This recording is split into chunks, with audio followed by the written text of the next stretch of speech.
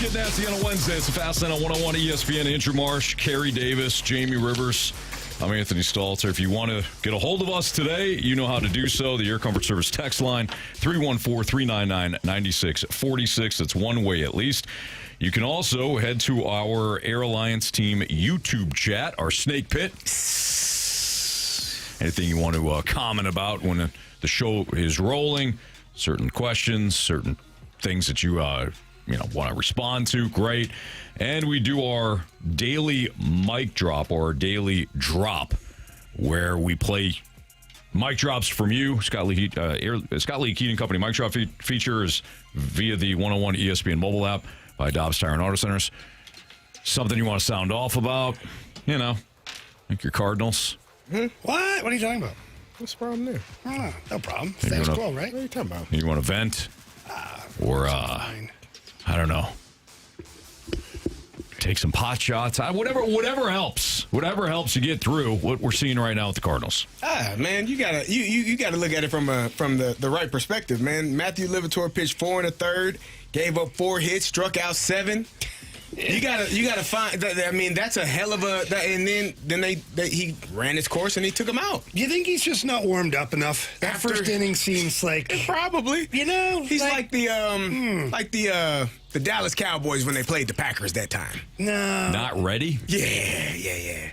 Yeah, but then, here's the thing: is the Dallas Cowboys, they weren't ready for any of the quarters. Well, that's right. Well, true. I think of I'm thinking the beginning of the game, kind of getting punched in the face and then like a settling in. Boxer goes out and gets dropped in the first round, and then goes on to win the fight after that, but got dropped in the first round. Yeah, that's important.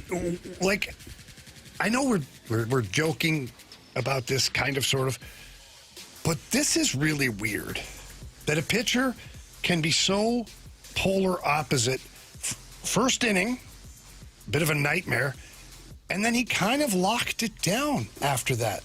And I think that's the poison for the Cardinals right now. I've talked about the poison before. Yes. Where the player shows you something, and you're like, wow. Mm-hmm. And then you're craving that performance again and again. You don't get it. Then you get it again down the line, and you go, oh, yeah, there it is again. And that's what Matthew Liberatore has done here, is he's shown you that he's incapable of being consistent for an entire game, but then when he flips the switch or something happens, you see a different side of him, and you go, okay, take the Carey's point. He goes 4 scoreless, 7 strikeouts. This guy can go, but man. Anthony, can you imagine if we got that guy for 6 innings every game? Well, okay. So to your point, that's the question that the Cardinals. I like how he phrased that. That's the question the Cardinals have asked. There you go. That's really what they're doing here. I know. And I brought this up before. I think right before Liberatore got hot again, I kind of posed the question of when do you just have to say, hey, this isn't going to happen. And you have to stop to your analogy. You stop at the poison, right? Or find another role. Because Carey, you brought this up. Maybe you shift him to the pen and he becomes somebody that eats up several innings for you, an Andrew Miller type. But what if you move him to the pen and his first inning out of the pen is the 5-run inning? We can't even get to that question yet, Jamie, because we're still posing the question about. But I'm asking questions today, Anthony. Well, I hear you. Inquiring minds want to know. So Matthew Liberatore allowed 5 runs with 7 strikeouts over 5 1/3 innings last night. The Angels were absolutely all over Liberatore at the start of this one. 4 hits would put 3 runs on the board before Joe Adell made it a 5-run first inning with a 2-run homer before Liberatore could get out of trouble. As we've talked about, he salvaged the day by settling in, pitched into the 6th without giving up another run, leaving the 1 out in the inning. At 95 pitches. So he struck out 7, and now he's got a 5.18 ERA, a 1.52 whip, and a 95-38 strikeout to walk ratio across 99 innings into a start against the Cubs, which will come up on Monday. So this is one of the weirdest things, by the way, because typically you can kind of pinpoint what the issue is. For example, Max Scherzer, at one point in his career, early on, like when he was with the Arizona Diamondbacks, he was the epitome of a 5-and-dive pitcher. You get to the 4th inning, he'd cruise through the first 3, get to the 4th, you might see some issues, and by the 5th inning, he's like, nope, we got to pull him. And until he got to Detroit, he really wasn't that guy that we come to view him as, which is a bona fide ace, a bona fide number one. But his issues typically were the deeper you get into a start.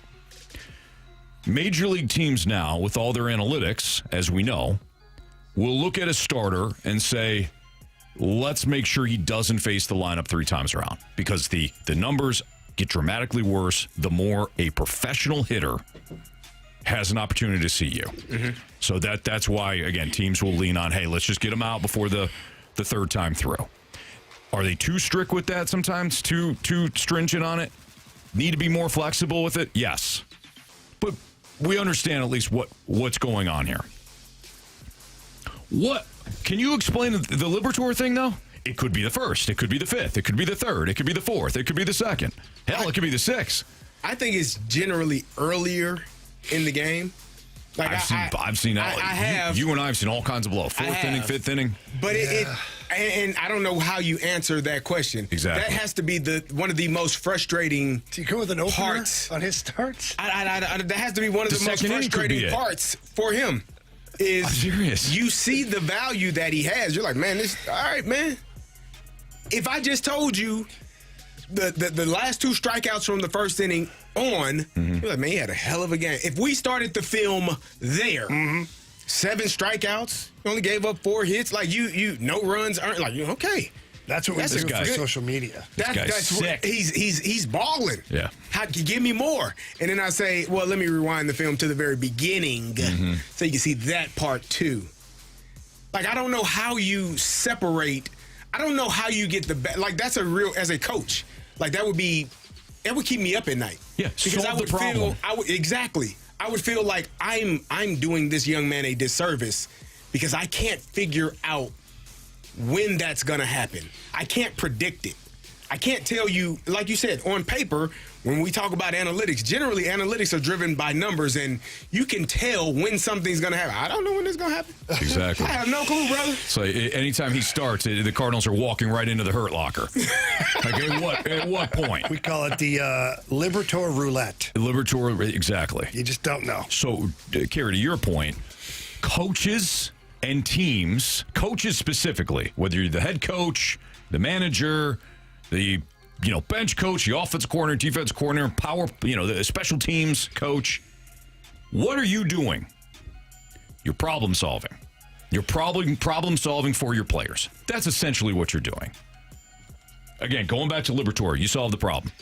What's the problem? He's got a blow-up inning. Great. When is that inning? We don't know. Okay. Slow starter, maybe you go with an opener. Maybe you've only got to get through 5, but the last inning's the worst one. All right, we can kind of work with that. There's some maybe there's some stamina stuff. Maybe he's too maxes, or he's exerting himself too much in the 1st or 2nd inning. We can work with that. Last time was the 1st inning. They settled in. All right, guys, I'm all right. I'll start dealing now. I'll start. Now I need y'all to score some runs to get us back in this game. Sorry. Right. But they ain't going to score no more from here on out. Right. Just had to get that out the way. We cool, but we're down 5. So, are we cool? Good luck. Are we cool, actually? No, we cool now. We ain't cool, brother. What? We down 5. I got this. No. I need you to have it in the beginning, too, my man. It's in the past. I don't know. It literally just happened 5 minutes ago. Yeah, well, I'm telling you to score some runs now because we're going to be cool from here on out. Matthew, that's a lot of pressure you just put on our team. Okay. All right. Thanks. I'm sure it'll be fine, though. This is the problem. What? So it'll be fine. Okay. Yesterday, we were having the conversation about like getting answers and whatnot. Do you think the Cardinals have those answers? Will they actually make a change? Maybe not this year, but the following years. Do you think he'll actually be a starter? I think what's going to happen, and this is just my thoughts, is they'll ride it out for the rest of this year.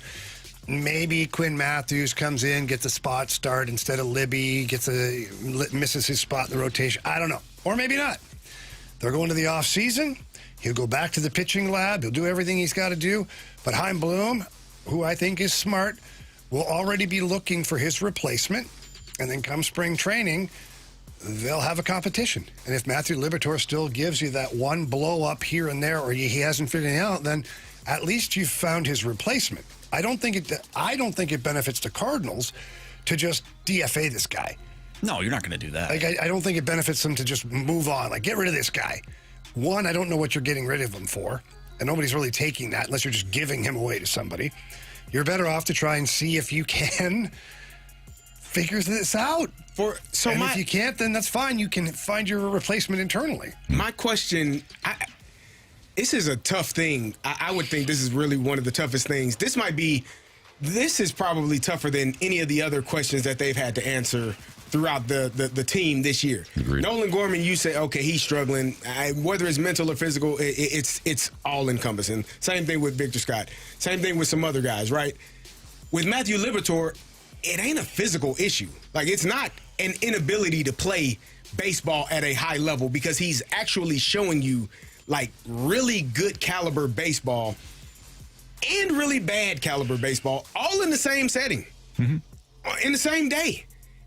And so you have to ask, is it a mental block for him? Is it something that is happening where he's not locked in for an entire outing? Does he let his mind go elsewhere for a number of at-bats? Because I would say I think the catchers do the same thing at times, where they just absent-mindedly let balls go by. I saw Ivan, our guy, not catch a ball that could have tagged the guy out and probably helped. Walker had him on that one. I mean, What? come on, man.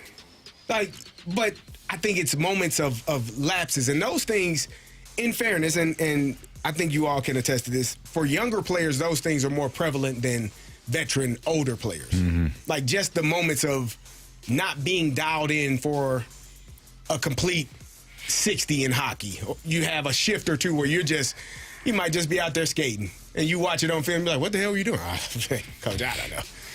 And for Liberatore, it's a 3 or 4 batters, 4 or 5 guys where he's not hitting his spots, not getting the pitches where they need to be, and they're getting hit, and they're getting hit hard.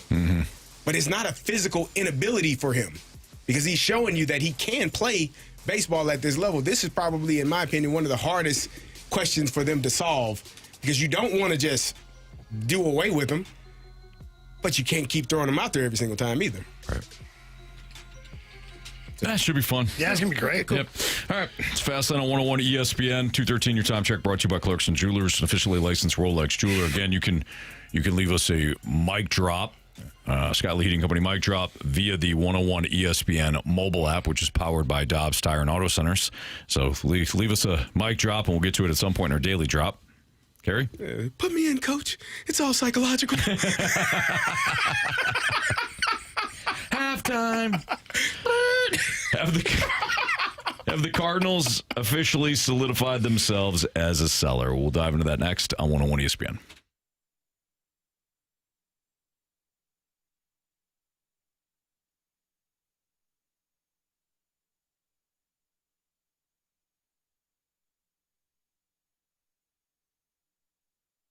My friends over at Circus Sports, always looking for fun ways to keep everybody interested and involved, and they're looking for ways to give back to their customers.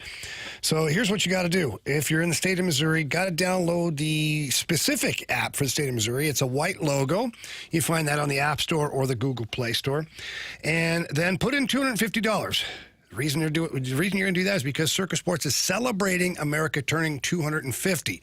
So put in your $250, and once you play through that, Circus Sports, they're going to put $250 right back onto your Circus Sports account, and then you can have more fun. You can get involved in the futures bets, see what's going on for the Super Bowl, the World Series, maybe even the Stanley Cup down the road. They've got tight money line splits. They've got bigger payouts. Why? Because they've got the best odds of any app that is out there. Don't believe me? Download the other ones and check it out. They've got high betting limits, and they celebrate their winners. They don't stop you, cap you, block you. No, you keep going with Circus Sports. Derek Stevens and his crew, they love when their Circus Sports members win, when they score big. They love it. So for more information regarding all of this, visit circusports.com. Again, that's circusports.com. Must be 21 or older in Missouri. Gambling problem? Call 1-800-GAMBLER.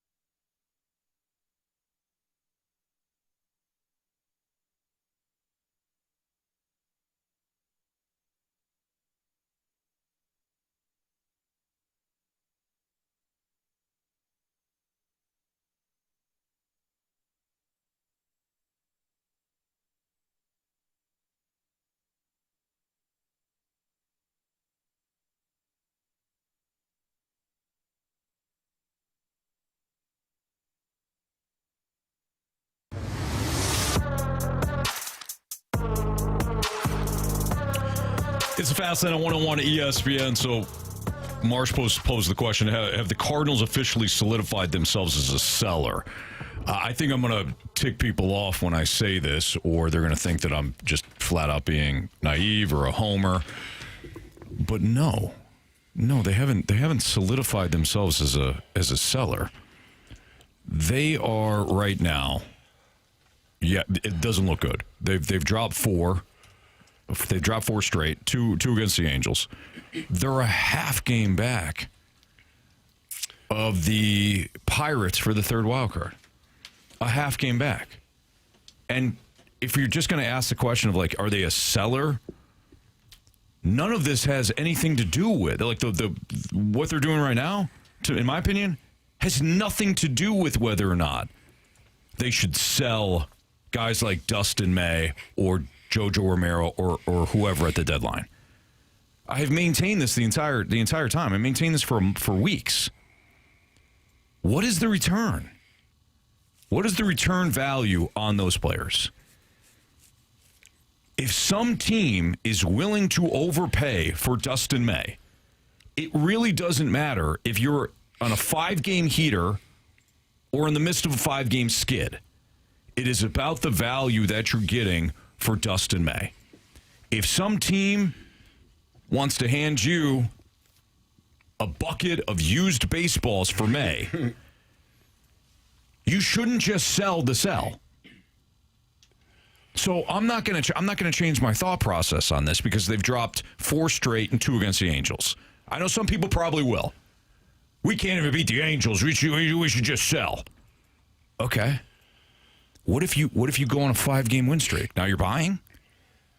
This sort of, like, quite frankly, a rational thought is what we do as fans.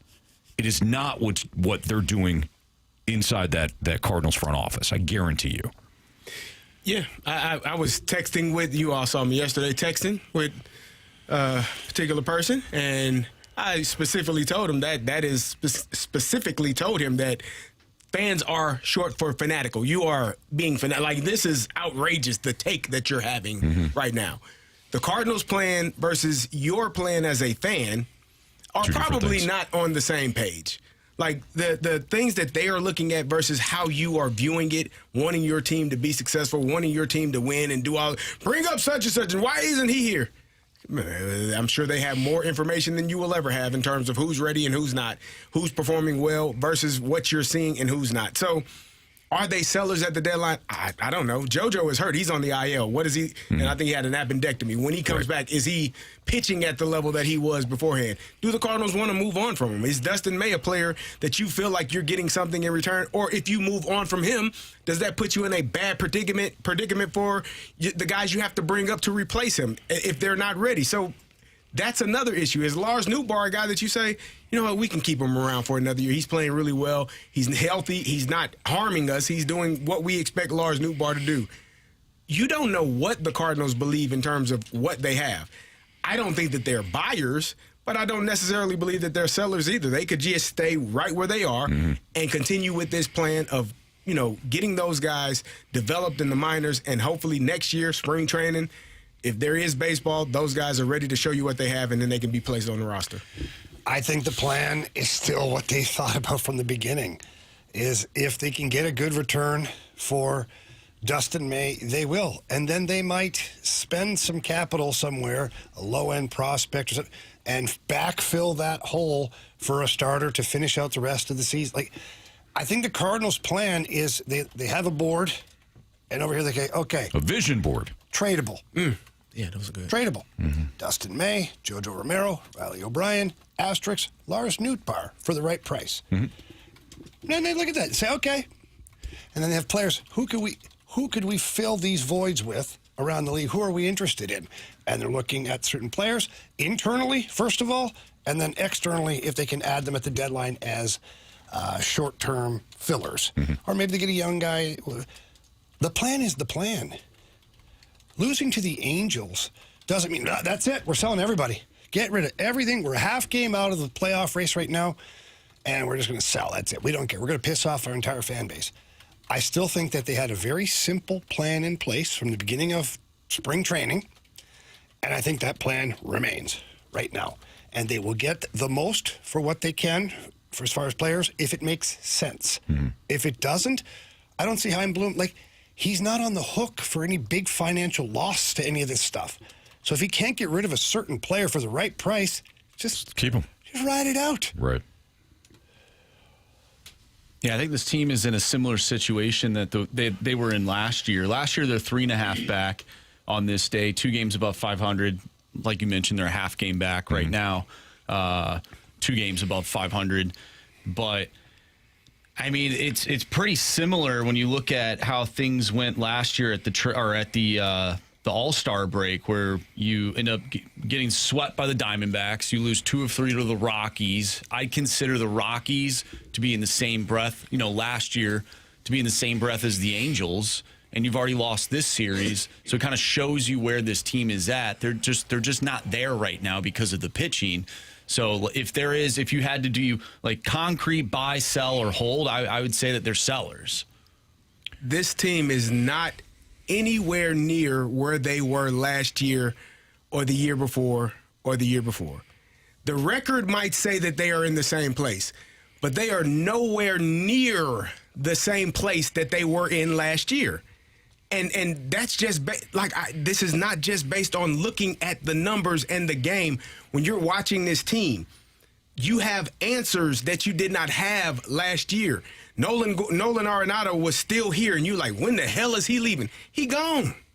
Blaze Jordan is playing third base. That was an answer. Brendan Donovan was here. He's gone. You just gave J.J. Weatherholt an 8-year, $100+ million contract.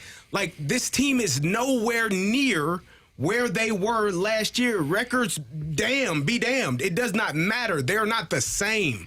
Jordan Walker was in the minors last year. Couldn't figure out his swing. He was an all-star this year.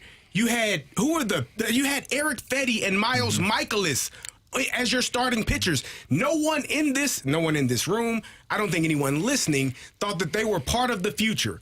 They're gone. So your answers, you don't have all of the answers, but damn it, you got some. You didn't have none last year. So this team is not the same. It's not, the record can be the same, but it doesn't even look the same. It doesn't feel the same for me. And hell, I was a Dodgers fan last year. So, hell are we talking about? Thanks for finally admitting it. Offensively, it looks different for sure, like the positional players. But tell me what is different between this pitching staff and last year's pitching staff, because they are producing the same results. But you've got Kyle Leahy. You got Kyle Leahy. You have Matthew Liberatore, who's pitching like Eric Fetty. Okay. You got Michael McGreevy. You got Palante. Yeah. For sure. But you also have this bullpen. The bullpen last year was much better than it was this year. So either way, it might be dramatically better next year. That's just the way the bullpen goes. I know that's not an answer that suffices for people, but that's just the reality of it. There is a massive roller coaster when it comes to these bullpen. The bullpen each and every year could be different. I'm just so confused because a few weeks ago you guys were in the camp of yes, they should sell, and I know what you're saying, get the right price. But I'm asking definitively, buy, sell, or hold. This team right now is trending toward being a definitive they were always going to be sellers. They were always going to be sellers. You don't know that. Yeah, I do. They told us that. They literally have told us that. Bill DeWitt said it, I believe. He said, we're not buying something. We're not buying. It doesn't mean you're sellers, though. But you always were for the right price. And that's the hard part for people to understand. You're not automatically just riding the roller coaster. Well, we're buying today, we're selling tomorrow. They were sellers. They had, like I just said, their group of players that they're willing to part with. And I'll even add Gorman or whoever else you want to put. And if the price is right, they're moving them. Otherwise, they're not held at gunpoint to do it. So they've always been sellers for the right price. Otherwise, they'll stand pat. Because none of those contracts or players hurts the Cardinals. It's not like you have an albatross of a contract that you got to get rid of, or you have a 38-year-old that still has 2 years left that you got to get rid of. None of those guys. Dustin May, you can walk from him. It has to be mutually agreed upon. So that's a one-year deal you can walk away from if you decide that the price wasn't right at the deadline. And because you do feel, as an organization, like you owe it to your fan base to at least stay in the fight, you're not going to just sell Dustin May for a couple of A-level prospects that are down in Nowhereville. So I think the plan was they were always going to be sellers for the right price. And just because times are tough now doesn't make them automatically a seller And if times were better, doesn't make them automatically a buyer either. They're just in that part of this rebuild. Yeah, I don't know. And Marsh, maybe you can help me out. I don't know what I said specifically a couple of weeks ago that has changed, because I feel as though that I've been steady with what is the return. And going back to last year, they traded Eric Fetty to the Braves because he was garbage. Sorry, with all due respect. They traded Helsley to the Mets, expiring contract.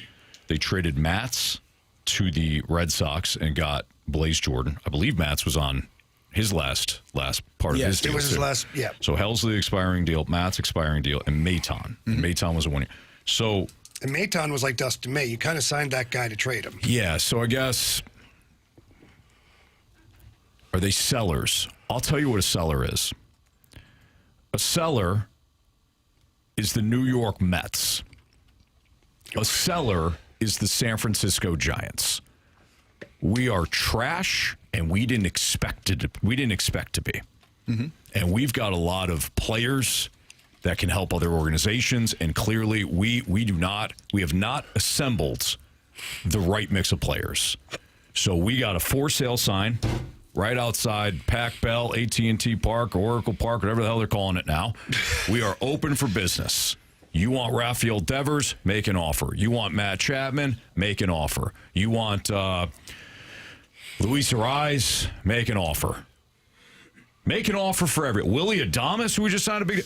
Make an offer. That is a seller. What the Cardinals were a year ago, they were an opportunist. And this season, they're an opportunist. If Dustin May can fetch you something worth value in terms of prospects, he gone. If he doesn't, he stays. If, I'm looking at this list from last year, if Jojo Romero comes back and he's fine, he's healthy, and he proves that he's good, all right. Lars Nootbaar, somebody comes in with a hammer of a deal, gone. So would they sell in that case? Yeah. But I think they're more between a seller and a hold based on the return. And as we get closer and closer to the deadline, I will say the same thing. Correct me if I'm wrong, Marsh, but I think where you're getting hung up on, where we're not, is the losses, the wins and the losses. And that is the judgment between whether or not they're a buyer or a seller. Like, you're looking at it and they're like, hey, they've lost 4 straight. They're clearly heading in the wrong direction. They just lost the A's, who are horse piss. They need to sell. Whereas we're saying it's got nothing to do with the wins and losses.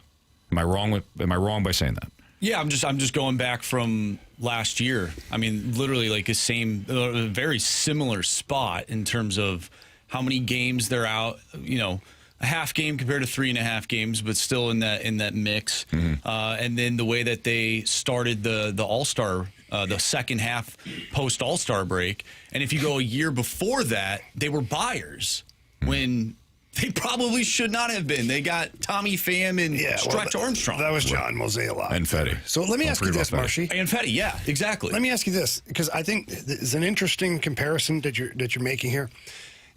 If we were to take the lineup, top to bottom, and go player for player across, do you think this team is the same as last year, or would you say that this team is in better shape? They're headed in a better direction. I absolutely think they're headed in a better direction. Okay. I'm just trying to figure, because...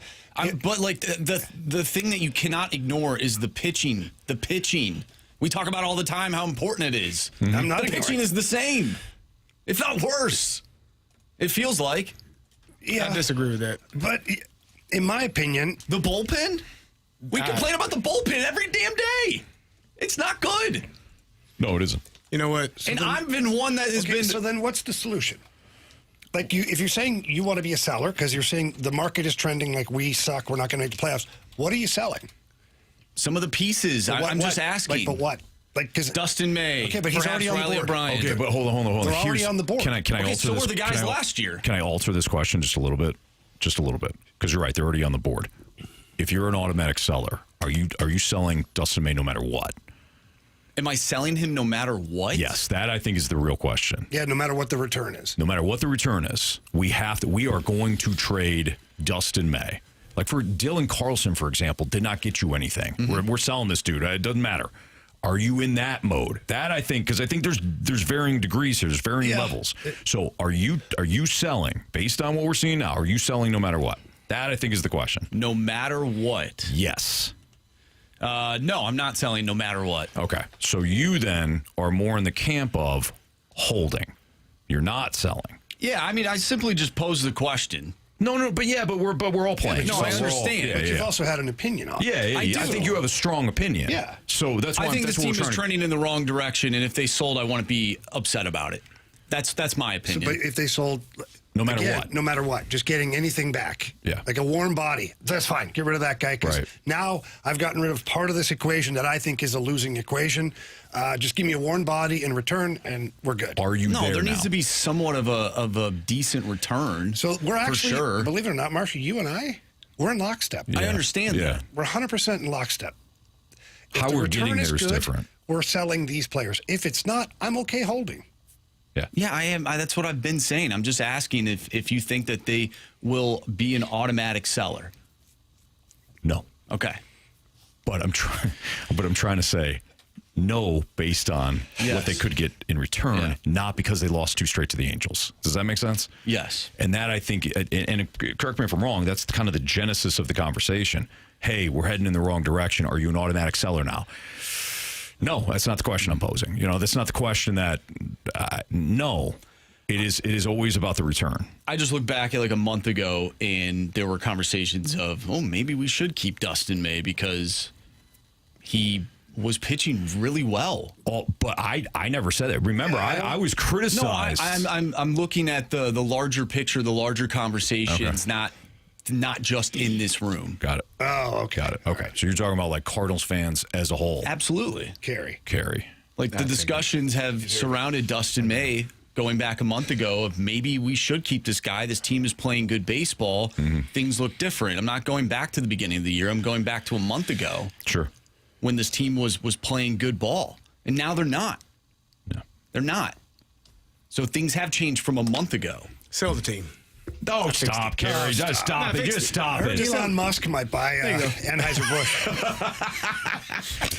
Jamie got fooled a couple of years ago. All right, let's do Bet the Streak. Bet the Streak. We could do that. Beat the streak if our guy is available. Okay. If he's not, maybe we can get his pick later. I haven't seen a lineup. We're not doing a lineup. Thanks, Tips. You're welcome. And the home run derby. We'll do both. Next on 101 ESPN.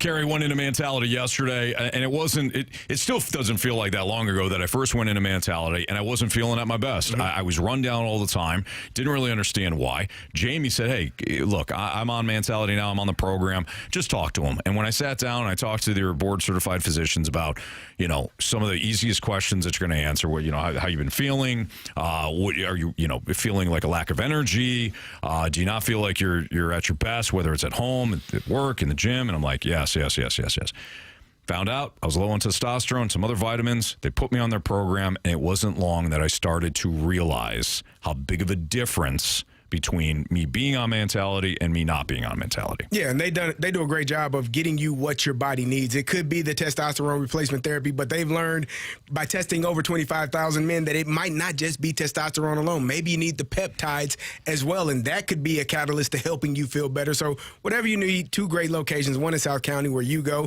one in Chesterfield where I go. Get in there, talk to them, see how you can be the best version of yourself. LowTUSA.com. Again, LowTUSA.com is where you can schedule your appointment, book your appointment with the mentality, or better yet, just go down to one of the two locations that Carey talked about. Tell them that Carey and Anthony from 101 ESPN sent you in there. They'll love to hear that. And set yourself up, get yourself tested, and find out whether or not you qualify for, I don't know, feeling a hell of a lot younger than you do right now. Mentality.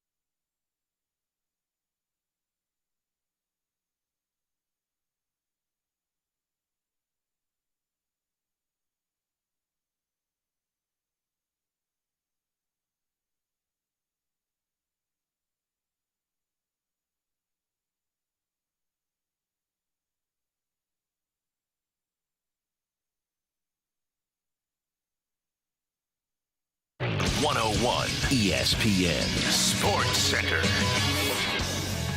I'm Andrew Marsh. It's time for a Sports Center update brought to you by Saliga Heating and Cooling. The Cardinals fall to the Angels last night by a final score of 5-1. They are back at it today. 3:07 first pitch. Hunter Dobbins on the mound for the Cardinals. He'll face off against Reed Detmers. We will play Beat the Streak in our Home Run Derby game coming up next. I'm Andrew Marsh, and the Sports Center update is brought to you by Saliga Heating and Cooling, a Daikin heating and air conditioning dealer.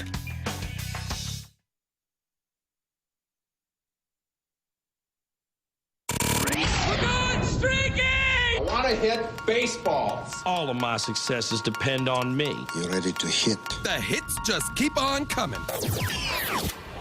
And his first big league hit is a bullet up the middle. Time to play Beat the Streak, and then we'll get to our home run derby as the Cardinals are ready to take on the Angels, looking to salvage at least one game in this series. First pitch today from Anaheim, Los Angeles, San Jose, San Francisco, California is 3:07. Kevin's on the line. What's up, Kevin? How's it going? You did it, man. You did it. You got Did it, one. you crayon-eating son of a gun. I told you were going to go on a streak. Yeah, we'll see about tomorrow. Oh, you got this. I believe in you. Do they play tomorrow? I don't think they play tomorrow. Mm-hmm. Oh, they do? We are Son back. of a Play gun. Arizona. How about that? Oh, jeez. Marsh, what are the latest streaks? We all have one except for Carey. His four-hit streak came to a close last night. Okay, that's really too bad. Yeah, good things come to an end. Happens. So is it Kevin and then the rest of us fools? Yep. All right, Kevin, you're up first. I will take Blaze Jordan. Thanks a lot, Kevin. Blaze Jordan. All right, Marsh, you're going to have to help me out here because I don't know who had the longer streaks and all that. I know CD is last. Just Sorry. go, Anthony. Anthony, you can go. I'll go, and then Jamie. All right, I'll take J.J. Weatherholt. Good. Thanks, Jamie. Yeah, you're welcome. You know? You know, there's two things that we can control in life. Our attitude and our effort. Yeah. And making decisions. Being assertive. I'll make a decision. Yeah. Is it my turn or Marshy's? It's my turn. I'm going to go with assertive. I'm going to go with the guy that really screwed things up on Sunday. Give me Jose Fermin for a bounce-back game. All right. Who did Kevin take? Blaze Jordan. Okay. Give me that Herrera. Okay. CD? Give me the guy that's on a 12-game hitting streak, Jordan Walker. The Walk Show. All right, Kevin took Blaze Jordan today. I have J.J. Weatherholt. Marsh went with the Furminator. Jamie, Yvonne Herrera, and Carey with Jordan Walker. Kevin, good luck to you. We will talk to you tomorrow. I'll see you tomorrow. All right. From Beat the Streak to Home Run Derby. Back. Stay fair! Stay fair! Go foul! I don't believe what I just saw. Home run. All right, Marsh, you still have honors here. I'm going to go with Jordan Walker today. Why would you pick him? You would. All right, I'd just double up. Give me J.J. Weatherholt. Jamie? Herrera. Nelson Velasquez. Let's go, Off Vasquez. the bench. Or is he in the lineup He's today? in the lineup. Yeah, he's in there. Velasquez. It's the do factor. Off the bench. Fermin playing center field, boys. What could Or go not off wrong? the bench, excuse me. You put him on the bench, Anthony? No. That wouldn't be accurate. Oh. Yeah, Fermin back in left field, huh? Center field. Oh, center field. Yeah, that makes sense. You got Velasquez in left field, Fermin in center field. They got locked down out there. I would complain, but Ollie's probably thinking to himself, F that defense, we just go bang. That's what he's telling us with this line. get Is that what behind he's that. doing? Yeah. Pitching and defense? Nah. More like pitching and defense is optional. Let's bang. That's what Ollie's saying. No, I don't think that's... I think that's exactly it. I think that'd be a great slogan, though. Let's bang. Let's bang. Be great. I agree. All right, Jamie. What? It's going to went to ESPN.com today, and I saw Buster Olney was writing an article about, like, hey, here's what I'm hearing at the trade deadline. There's a whole bunch of names, bigger names, that were being mentioned and best fits for those players. And I saw the Cardinals linked to a couple of big names. Like selling? And just like Ted Lasso likes to say, don't be judgmental, be curious. All right? So I'm not judging these guys for having the Cardinals listed so many times, even though it seems like a waste of internet ink. I'm curious. Do you think they're really linked to any of this? Or is it like Buster Olney's a hell? No, it's not. No, it's just a best fit. They're not linked. Best fit. Oh, so he's not hearing. Yeah. He's just like, Cardinals make sense. But why? Why would he think the Cardinals would make sense for, like, Byron Buxton, for example? Yeah, that's weird. We'll get into it next on 101 ESPN.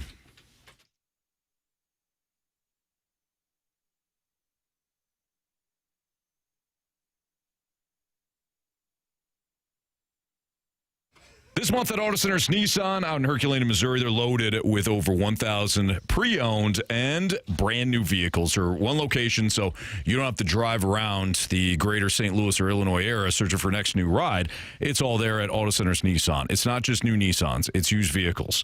If you are looking for new, they got 2026 Rogue, Pathfinder, Murano, and Frontier models that are available with 0% APR for 60 months. Buyers can also take advantage of no money down and no payments for up to 6 months on select new and used vehicles. So like I said, they have different makes and different models when it comes to the pre-owned vehicles.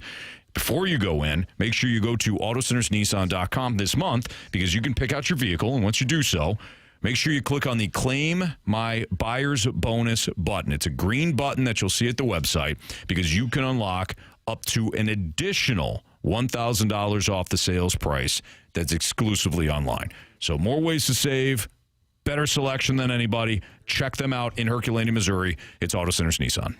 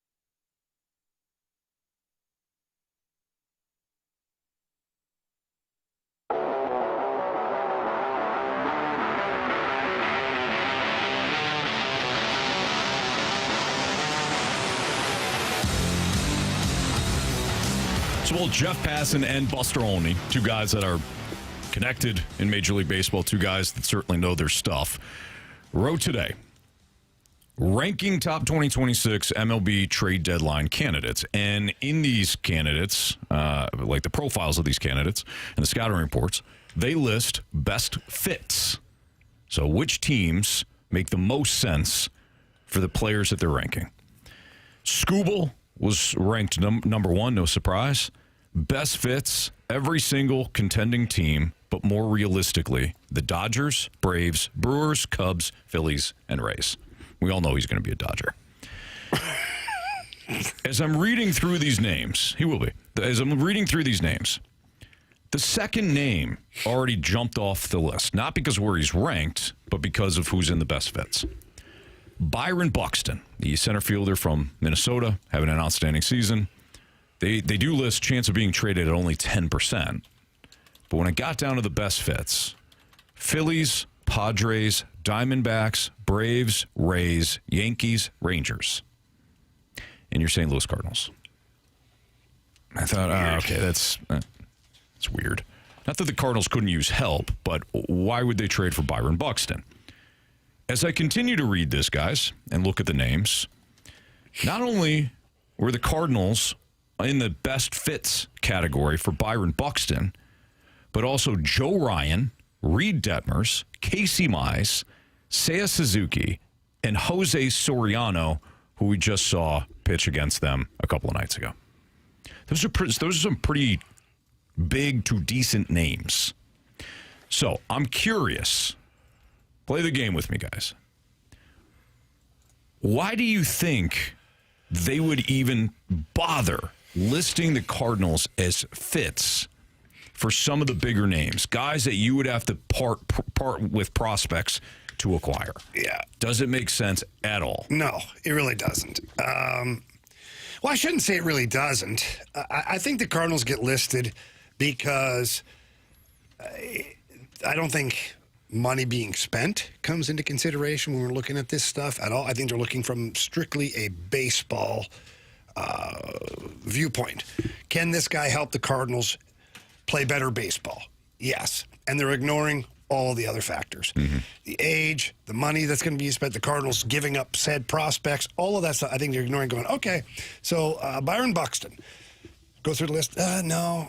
Oh, yeah, he could help the Cardinals. Yep. There's your list of teams that, could potentially be, that he could help those teams. Mm-hmm. That's what I think they're doing. So they're just matching needs. I think that's what they're doing. Okay, that makes sense. Because I don't think the deep dive is there, because if they do the deep dive, you have to realize the Cardinals are not ponying up for older free agents that are going to cost a lot of money. Mm-hmm. They're just not. They've said it. Now, when the time is right, they've said, we will add. I don't think that time is now. No. So, I mean, Chaim Bloom so far, to my knowledge, he hasn't lied about his plan. So it would be completely out of character for him to all of a sudden turn with a team that's lost 4 in a row, that's scratching and clawing to get into the locker, and then all of a sudden we're going to get rid of some of these prospects that we added because we're going to rebuild the system from the ground up to get a short-term fix that's going to cost us a whole bunch of money if we do decide to keep him. Mm-hmm. That seems backwards. Yeah. Yeah, looking at, Byron Buxton is 32. He's got 2 years left on his contract. But as you said, what do the Twins want in return? What do you have to give up in order to get that center fielder? Mm-hmm. You probably, maybe you want to upgrade that position, but I think you have, that position in your minor leagues. And we've talked about Baez, what he plays, where he plays. If he's brought up, where is he going to fit? If you're bringing in Buxton, you're not going to bring in Baez right after that. So I don't think that the Cardinals are in a place to stunt the growth or the development in terms of their opportunities when they're ready to play at the major league level by bringing in veteran players like that. And I don't know, again, what do you have to give up? Because I don't believe that they are in the position of, we got all of these prospects to go out and and trade for someone and get rid of these prospects and have a fix right now. I think the way that they've gone about it is through draft development, trading for younger players that they brought back when they traded some of their veteran players to bring back some guys that they had confidence in, get them into their system, and then progressively move them up to the major league level when that player is ready. Mm-hmm. Can I tempt your tummy, though, with something? Okay, what do you got? And I've done a little research here. Would the Cardinals, contrary to what I just said, but there's a reason for why I'm about to say this, would the Cardinals ever kick the tires on Mike Trout? Hear me out. Okay. They desperately need a center fielder. Nathan Church and Victor Scott are not the guy. They're certainly not Mike Trout. Now, Mike Trout wouldn't be a rental. His contract runs through 2030. Right in the window of where the Cardinals are talking about being a contender, a winner. He's on a team currently that has no hope of winning right now. So to go to the Cardinals, unless they play the Cardinals, of course, but if he goes to the Cardinals, in theory, are a team that's, on the upswing. So he could be part of a really good team next year, the year after, and be in a contending situation. Paul Goldschmidt, Nolan Arenado, as much as they ran their course here, had very good years here in St. Louis. Yeah. They loved the baseball first mentality. John Mozeliak, who's out in L.A. now at the Angels, I'm sure he's still in love with some players that he drafted or brought in that are still under the Cardinals umbrella. You might be able to tempt him with guys that in meetings he still had feelings for. And you might be like, okay, we don't really have feelings for your guys, Mo. Here's, player X, Y, Z. It might hurt a little bit from a prospect standpoint, but then you've eliminated your questions in center field till 2030, and you've gotten yourself a massive bat in your order. Now, he'd have to agree. He has a full no-trade clause. Right. But why would Mike Trout not want to go to baseball heaven where other big stars, Arenado and Goldie, have played? Albert Pujols, who played with him, by the way. Pick up the phone, Albert. Give him a call. I don't know. Am I crazy about this? Okay. I did. I'm glad you clarified that. I see where you're going with the old There's a lot of tentacles. baseball. Yeah, well, certainly with Mo, and then also Mike Trout is seemingly somebody very unassuming. He's perfect for St. Louis. Be perfect. In the two examples you brought up are perfect, Goldie and Arenado. The only way, and I mean the only way I could see this happening is if the Angels absorb a lot of that contract. He's only making $35 million. The Cardinals' payroll overall, hear me out though, because they've got so many players that are under team control, their payroll's not as bad. Like, what was Arenado making here? 25? 26? Yeah, sure. And the Goldie was at 32? Jamie. Then I'll say no. He hates your idea. Well, I didn't until now. What I'm saying is you had two guys making over probably $50 million between them, and this guy's making 35. Then he's going to be 35, 36, 37, 38, and you're going to be paying that same freight. He hates your I idea. don't see it happening unless there was some salary. You can go screw yourself. What are you giving up? Whatever Mo wants, because he's going to make a bad decision. If we're Well, now? Hey, Mo, you like Liberatore? What? No? it's not, and Gorman. Gorman? Liberatore? Hell, we'll go get Carlson and give him to you, too. Cold dead hands. If the Angels aren't taking on anything, then I'm not giving up anything All right. of value. Whatever. To answer your question. Nothing will ever change with that kind of attitude. Nothing. Never get that big star here because Anthony doesn't want that. He just told us. He told St. Louis, all of St. Louis, where he was listening. People on the app that are down in Florida and places. Your dad listening. Still mad at you for your wager against the Yankees. You didn't even know. Plus, I won that one. I'm with the Brewers last night. That's all that matters. Scumbags. You get shut out by the Mets. All I'm trying They to do, should sell, Marsh. Anthony, is I'm trying to make this team better. You're not. The Daily Drop. Sound off about another loss to the Angels, the deadline, anything you want to talk Talk to me about Mike Trout. Your Mike Drop's next on 101 ESPN.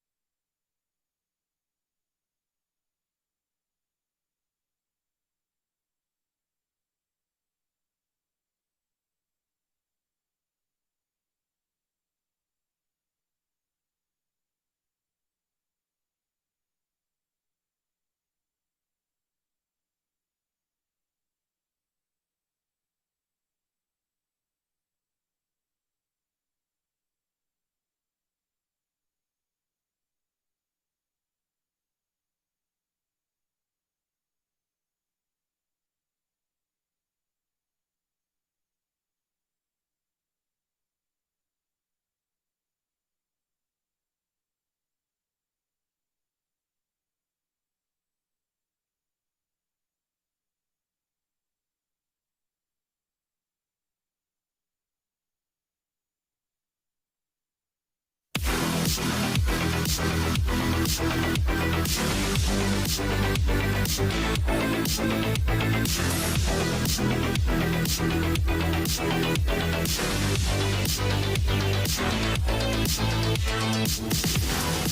it seems like the theme of the day is Liberatore. Who's that guy? Doesn't seem to be very good. Maybe we should trade him for like in a Rose Arena or something. Oh, wait, we already did that and failed. The Libby experiment's done. Put him in the bullpen or DFA him. That's all I got to say. All right, that was Ed, our guy, bacon-wrapped wiener in the snake pit. Yeah, he did once trade Randy Rosarina and Jose Martinez for Matthew Liberatore. And the experiment continues. You guys okay with that? Sure. No. Does anything get I don't know, settled by the end of the season with Matthew Liberatore? No. Okay. All right. Absolutely not. And I don't think this is a situation any longer where it's like a comparison to Randy or Rosarina. Oh, no. I don't think I don't think we are at that point. But again, like I said, I think this is probably one of the hardest cases to solve, for this front office and for this coaching staff is, man, this guy can really pitch. And then one inning, he really can't. Mm-hmm. And why is that? Like, what do we need to do? Because, again, I think this is when coaches get paid. Like, figuring out, solving that problem. The talent is there. The ability is there. But you have to, you're writing that down? You have to solve, this is why you get paid the big bucks as a coach. It's not to go out there and throw the pitches for them, Anthony.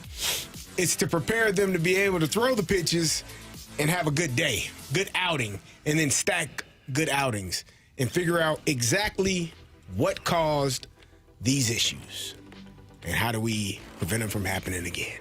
You like that? I hear you, man. You with that? That's why I wrote down 307. Oh, boy. CD blames Ollie again from Liberatore struggles. You guys are sick, man. Oh, I got it. I don't blame Ollie. I let everyone else blame him. You just said I'm an Ollie backer. You just said this is when you get paid. I'm an Ollie. I'm an Ollie supporter.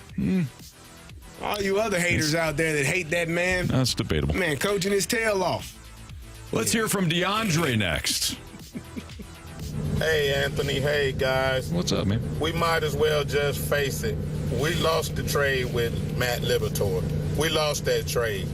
And just like his buddy Gorman, it's going nowhere. They need to go ahead, put him in the pen, and bring somebody up. Because it's obvious he can't get through 5 innings. Hey, 4 innings, if you really look at it that way. So why don't we just go ahead, put him in the pen, and bring somebody up? I don't know what they're waiting on. They should have been did this. It's hard living, man. Yeah, look, I'm certainly not gonna say DeAndre's wrong. The trade, the trade is done. That's in the rearview mirror, as you just talked about, Carey. But there is something to continue to look at and say, okay, well, if we can just solve this problem. Plus, you're not necessarily pressed to figure it out right this second either. I think that's the other thing. That might actually be the biggest thing. There's no deadline here. Outside of maybe the end of the season. You know how pissed off people are, Anthony? I know. It's a self-imposed deadline. You better make this crap happen. And I'm talking about you specifically. Me? Hell yeah. You let Liberatore, if you allow Liberatore to start the next start, this is on you, Ant. I'm just saying. You don't know how much power you wield here in St. Louis. We do, because you let us know every damn day. But in St. Louis, not just at this studio. Where am I? Wow. Carey's not wrong. He's definitely wrong. Right? No. Right? Let's hear from Nick next. All right, so with this Liberatore and Nolan Gorman thing, why don't we just put some booze on the bench or some ladies behind the pitcher's mound or some kind of distraction just to get their mind off things? Like, if I'm playing a terrible golf round, I drink some booze, I play better. If I'm playing terrible at darts, I start talking to a buddy while I'm throwing darts and I play better. Just get their mind off the game. Booze and ladies. I don't I don't think that's a. So it's not a terrible idea. It's not a terrible idea. Let me tell you a little story. Playing for the New York Islanders. Jamie Rivers of the New York Islanders. And it was a Friday night on Long Island. The Pittsburgh Penguins were in town. Mario Lemieux, Jaromir Jagr, all your favorite characters from back then. Mm-hmm. And we lost 9-0. Oh, wow. Yeah. Ouch. We weren't really even competitive. 9-0. This was hockey? Yeah. Professional hockey? Kind of. Okay. I mean, they were. We weren't. We lost 9-0, and we had to get on a plane and fly to Toronto. Mm-hmm. The next night, we're playing on Hockey Night in Canada. Oh, that's a big deal. It's a huge deal. Sure. And the Toronto Maple Leafs, also a huge deal. They had a hell of a team that year, too. We didn't. And so we arrived to the hotel, and Butch Goring, who was a former Islander himself, won 4 Stanley Cups with the Islanders. He was our head coach. And Butchie, interesting dude. We'd go on a 3 or 4 day road trip. He'd bring 1 suit and a toothbrush. Kind of like Reacher. Yeah. He kind of like that, but he didn't look anything like that. Okay. But anyways, we pull up to the hotel. He stands up and says, drop your bags in your room. Everybody up to my room. I'll let you know what the number is when we get into the lobby. Blah, blah, blah, blah. In the lobby, so, okay. We're like, oh, God, here we go. We lost 9-0. This is not going to be good. Get up to his room, and there is, you cannot see anything in his room except beer on ice. Tray upon tray upon tray. There must have been, I don't even know, hundreds of beers in his room. And he says, boys, that was a bad one tonight. Gonna be a tough one tomorrow night, too. Says, but we're gonna come together as a team here tonight. He says, nobody gets to leave until every single beer is gone. I said, what? Yeah, he goes, we're gonna play so friggin' guilty tomorrow night. We're gonna have the best game of our lives. So we sat there, and I looked at a couple of my teammates. I'm like, well, let's get pitter-patter. Let's get at it here, boys. Yeah. And we drank every single beer in that room with Butchie's help. Nice. So he must have crushed at least 20 himself. And no pregame skate the next day. Toronto media is like, oh, what happened? Did they have plane problems? Like, no, we just slept it off. And we got to that game that night, and we won 4-2. No. We beat the Toronto Maple Leafs. So then, of course, on Hockey Night. On Hockey Night in Canada. Yeah. And we were laughing after the game, and Butch, we all reeked of alcohol, still drinking the game. It was great. So, but then we were like, hey, we need to do that every night. Found the recipe. Didn't quite work the same every night. Right. But I'll never forget that. It was the funniest thing. I remember playing against Shane Corson's on the team. He goes, every one of you guys smells like a freaking beer trough. Yeah, that's right. I'm like, yeah. I goes, were you guys drinking today? I'm like, no, all night though. Yeah. He's like, holy crap. So you go back to the bench, and Pat Quinn was our coach. He's yelling, you're getting beat by a bunch of drunks. I mean, it's pretty funny. It's true. So there is some truth in that. So it also reminds me, so I saw a recent, clip from, I think it's Ryan Ripken. Cal Ripken's son, who talked about, he said he had Will Clark on his podcast, and he's talking about struggling with the expectations of trying to match, the name, and he was all in his head. He's talking about mechanics and this, that, and the other thing. And he indicated it was his father that told him this, but he didn't necessarily say, hey, it's my dad. But he said, I was talking to somebody that we both know very well, and he said, why don't you go out and just have a good time tonight? Yeah. Go out, play guilty, we'll call it. Yeah. Go out and then see how you do tomorrow. So Ripken, the son, is talking about what he did. So he goes out, he drinks, gets ham sauce, whatever. Shows up the next day and is literally trying not to puke. Yep. In the batter's box when they're playing, and he goes 2 for 3, and he talks to his dad. And he goes, well. How do you feel? He goes, honestly, I was trying not to throw up. He's like, all right, were you thinking about your mechanics? No. Were you thinking about this? No. Were you thinking about that? No. There you go. So, You're welcome. You're welcome. So it's just, sometimes. Stop thinking and just play. Yeah. And the healthier version of this is sometimes you just got to get outside of your own dome and relax and let your natural abilities take over. Sure. All right. Our guy Ed also left us one more mic drop. So he left us the early mic drop, and then he came back and left us this one. From the top rope. Yep. Hey, guys, wanted to leave a second drop because I had a question. My wife came up to me yesterday and wanted to create some house rules because she's noticed, we're getting kind of lackadaisical with things over the summer. We're falling back into old habits. One of those rules was no electronics from 4 to 8 p.m. So, sadly, I'm going to be starting to miss, the last 2 hours of the show every day. Well, okay. And that's sad for me. But then I was thinking, when I listen to the podcast later, at 101ESPN.com or the app or whatever you guys do, cha-ching. What are some other life or house rules that would be good to implement in my house? I have an 11 and soon-to-be 5-year-old.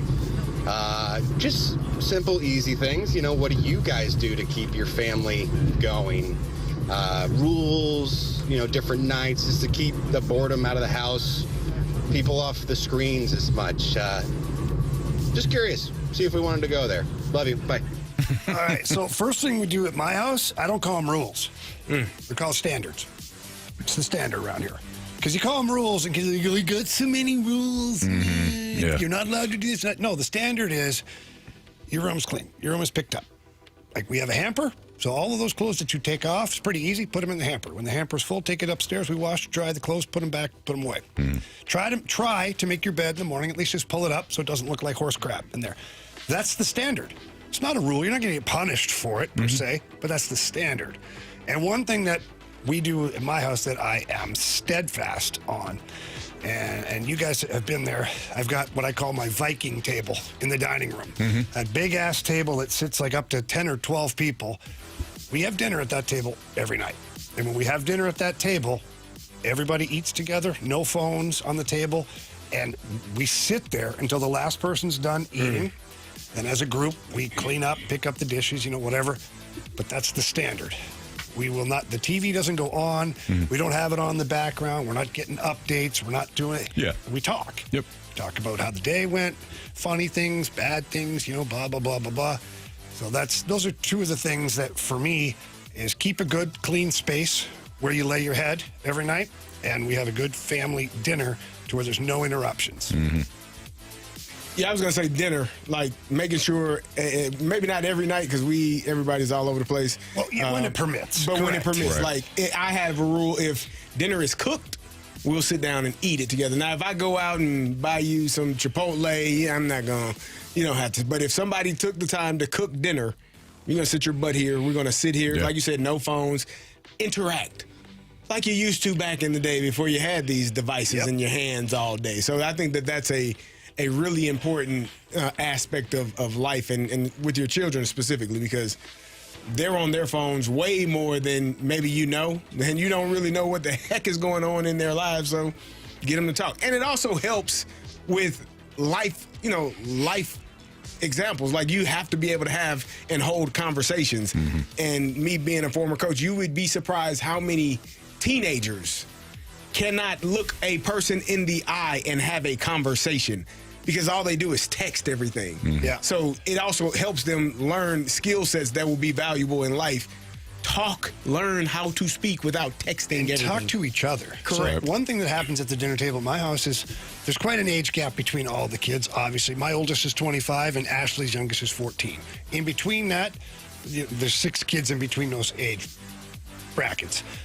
But Reed is younger than McKinnon, and so they'll have things at school where Reed doesn't understand something, and McKinnon will explain it to him or break it down So they're actually having conversations, helping each other out, and more so often it's the youngest, Reed, who's asking for advice on lots of things. His first homecoming's coming up this year, gonna be freshman in high school, But instead of me and Ashley having to be the ones to give the news, which no kid wants to hear the parents take. Right. Because we were never cool. We never did any of this stuff. We have no idea what the hell we're talking about.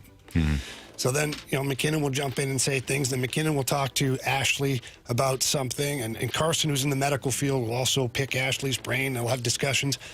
Those are the things that matter, is those discussions back and forth to where it's not me or Ashley.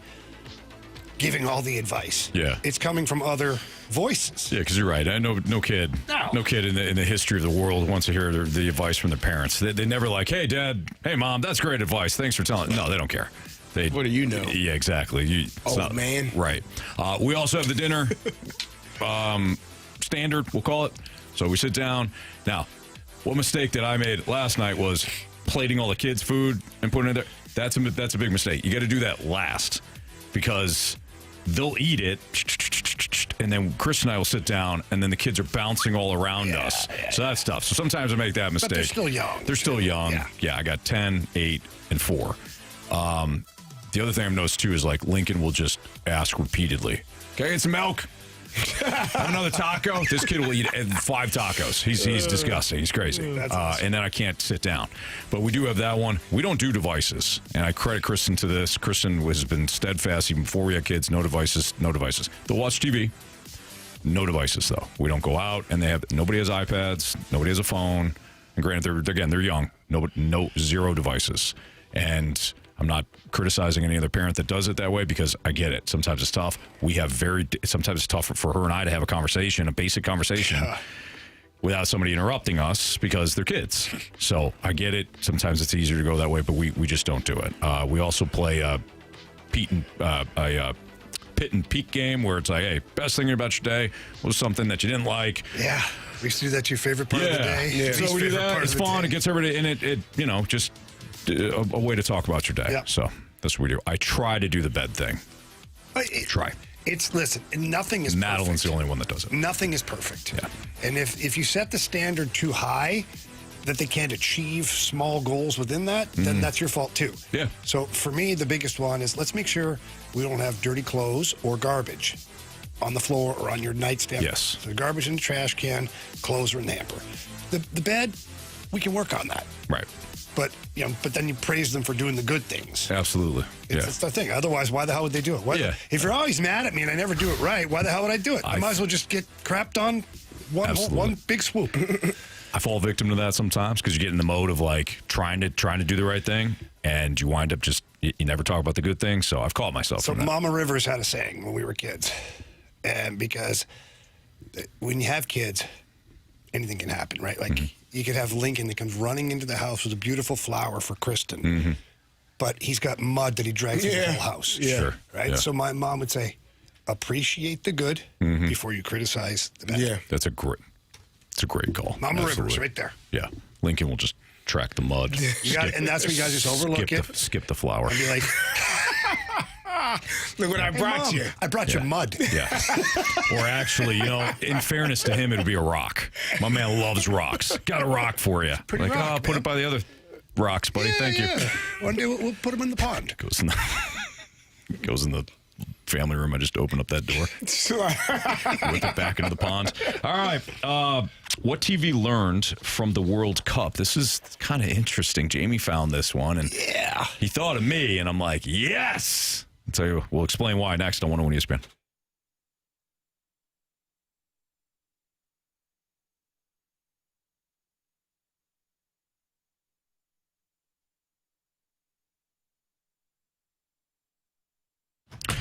So, like most of you, I didn't necessarily think a whole lot about my garage door and how it was operating. Went up, went down, all good. As long as it worked, I was cool. But then I had Don's Garage Doors over to the house. They're running this $29.95 special where they come out and they take a look at make sure everything is working properly with your garage door. Because I've had issues before in the past, whether it's a spring that goes out or I'm fighting with the keypad or whatever it may be. And I want to make sure that I was taking advantage of, for less than $30, they can come out and just tune everything up. And I'm glad I did, because as the technician Jordan was talking to me about the garage door, he starts explaining things. I'm like, holy smokes, there's a lot that goes into this. It's the largest, and heaviest piece of machinery in your house. You don't want to be doing any sort of upgrades yourself if you're not a technician or trained professional yourself.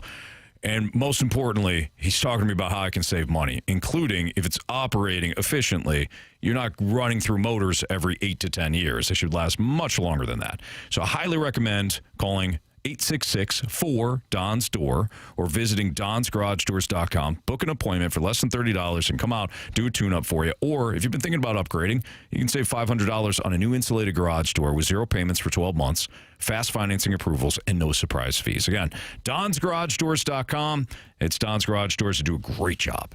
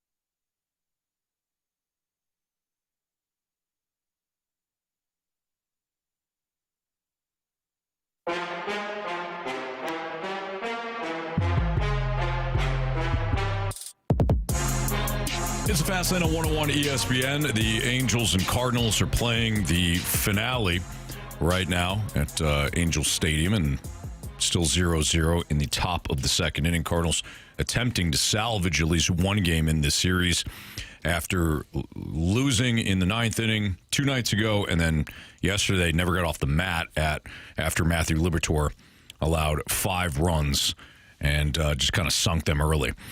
Going back to the World Cup for a second, there was an article written at SI.com about what other sports can learn from the World Cup. And one of the things that they talked about was how the games were played earlier in the day. So ratings for 3 p.m. or 4 p.m. for World Cup games were absolutely off the charts TV-wise. The author acknowledges that it can't be every game, but at least one game a week should be earlier in every sport. And as I mentioned, Jamie was thinking about this because I always talk about, Marsh, how much I love day sports, how much I love when college football or the NFL is what I mentioned, when they're over in London or they're playing overseas and they've got one of those 8 o'clock kickoffs. I love it. I'm up early with the kids anyways to be making them breakfast and then have, my laptop up or the TV on and watch a game early on. I think it's awesome. And I don't really care what the matchup is. I really don't. Like, who wants to watch these two teams? It's football to me. I love it. Major League Baseball, when they have their playoff games early on in the postseason and they have the games on early, I think it's one of the best things. I love it. Now, I know this doesn't work for everybody. I'm talking to somebody that has 3 TVs on in front of him, during this 2 to 6 window here. But there's not a lot, at night, I kind of got to pick and choose the big games with the kids. I love why I got into the World Cup more because of the earlier games. It wasn't like 7 o'clock. I got to watch all of them now.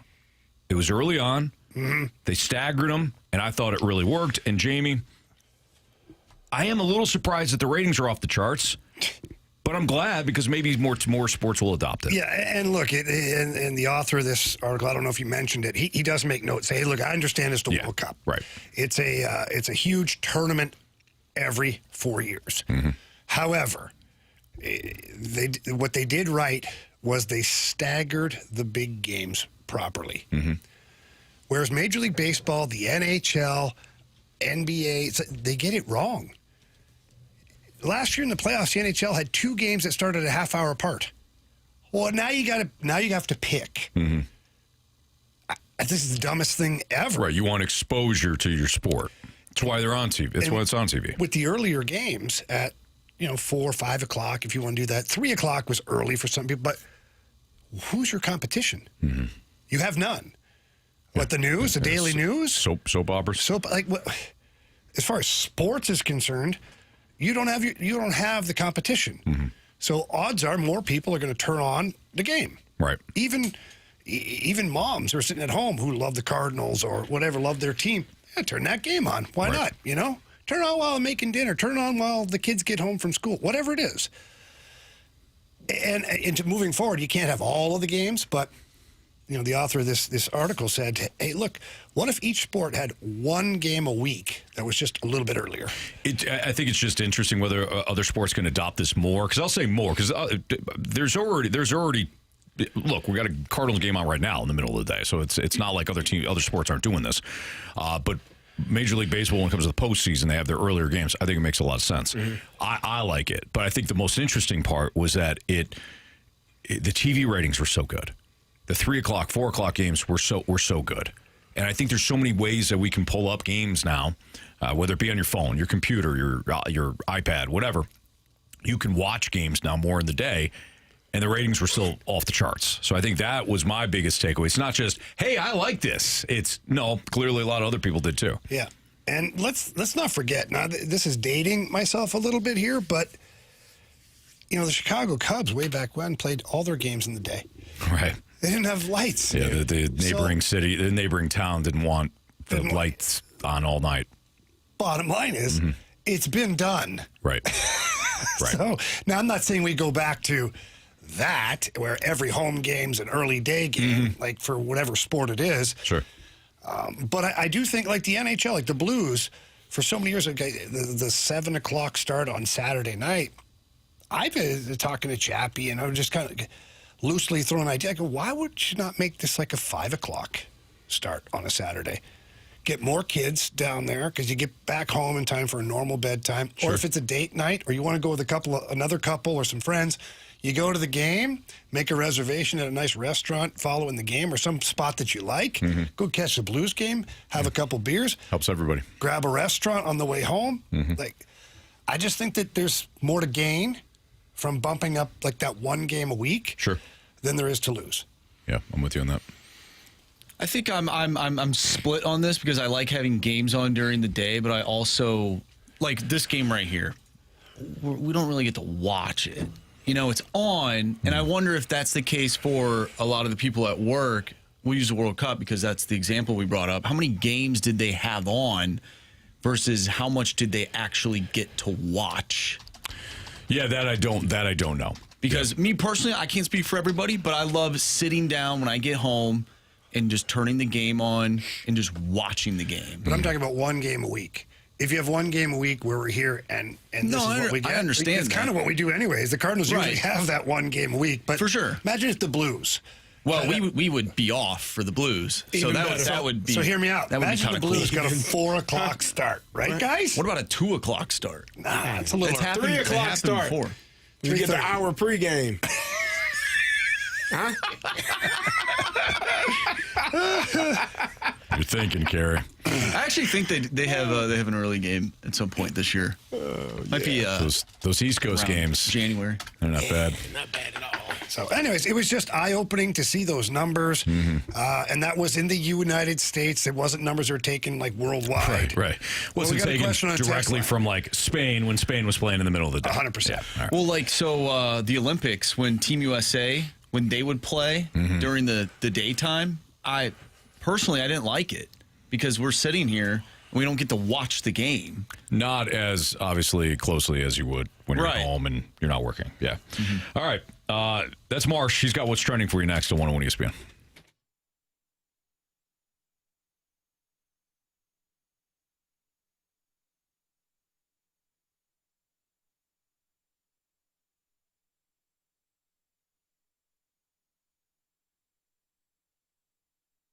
When the Cards return back home, if you're going to head to a game, let me make your night a whole lot easier. Start at DraftKings at Casino Queen.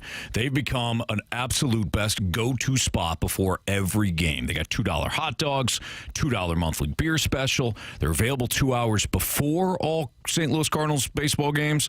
Home games available in the sports book for dine only. But here's the thing. You can go there, go to the sports book, maybe go to the casino, make a day or night out of it. Here's the best part. If you're actually going to the game, you don't have to worry about parking, fighting traffic, any of that. Just go to DraftKings at Casino Queen. They offer a free shuttle to every Cardinals home game. That's right, 100% free, no parking hassle, no walking around, don't have to worry about the weather or traffic, no stressing about any of that stuff.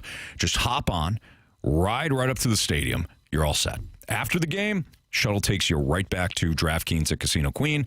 So maybe you didn't partake in any of the fun, pregame stuff. You watch the game, then take advantage of a lot of the stuff that they have going on after the game. Don't forget to check out the amazing social hour specials at Bridgeway. $5 apps and drinks. They have great prices, great pours, and the perfect way to get the night started. And trust me, you're going to want to dine at DraftKings at Casino Queen. Food is fantastic. They got the Eastside Barbecue right now. Game day food from DraftKings or fine dining from Bridgeway. They've got you covered at DraftKings at Casino Queen. You're going to love it. Plus, after the game, you set up, play, stay, dine, and win. Must be 21. Gambling problem? Call 1-800-GAMBLER.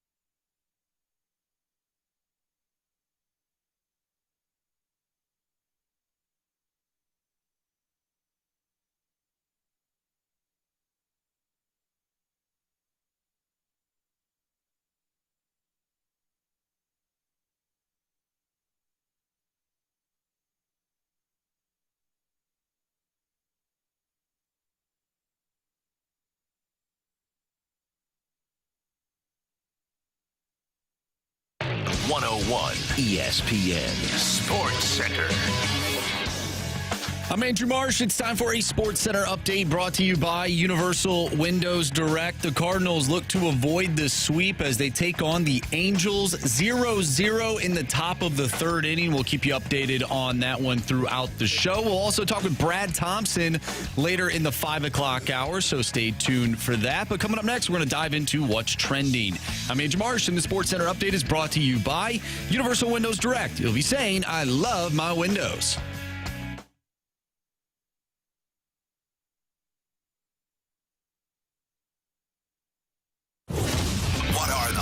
Topics in the sports world. What in the wide world of sports is going on here? Here's what's trending.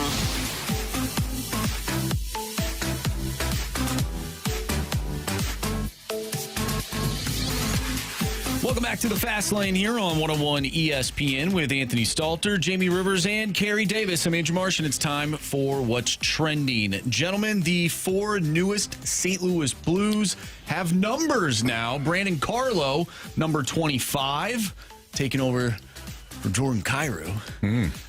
Connor McMichael will wear number 77. Mason McTavish, number 83.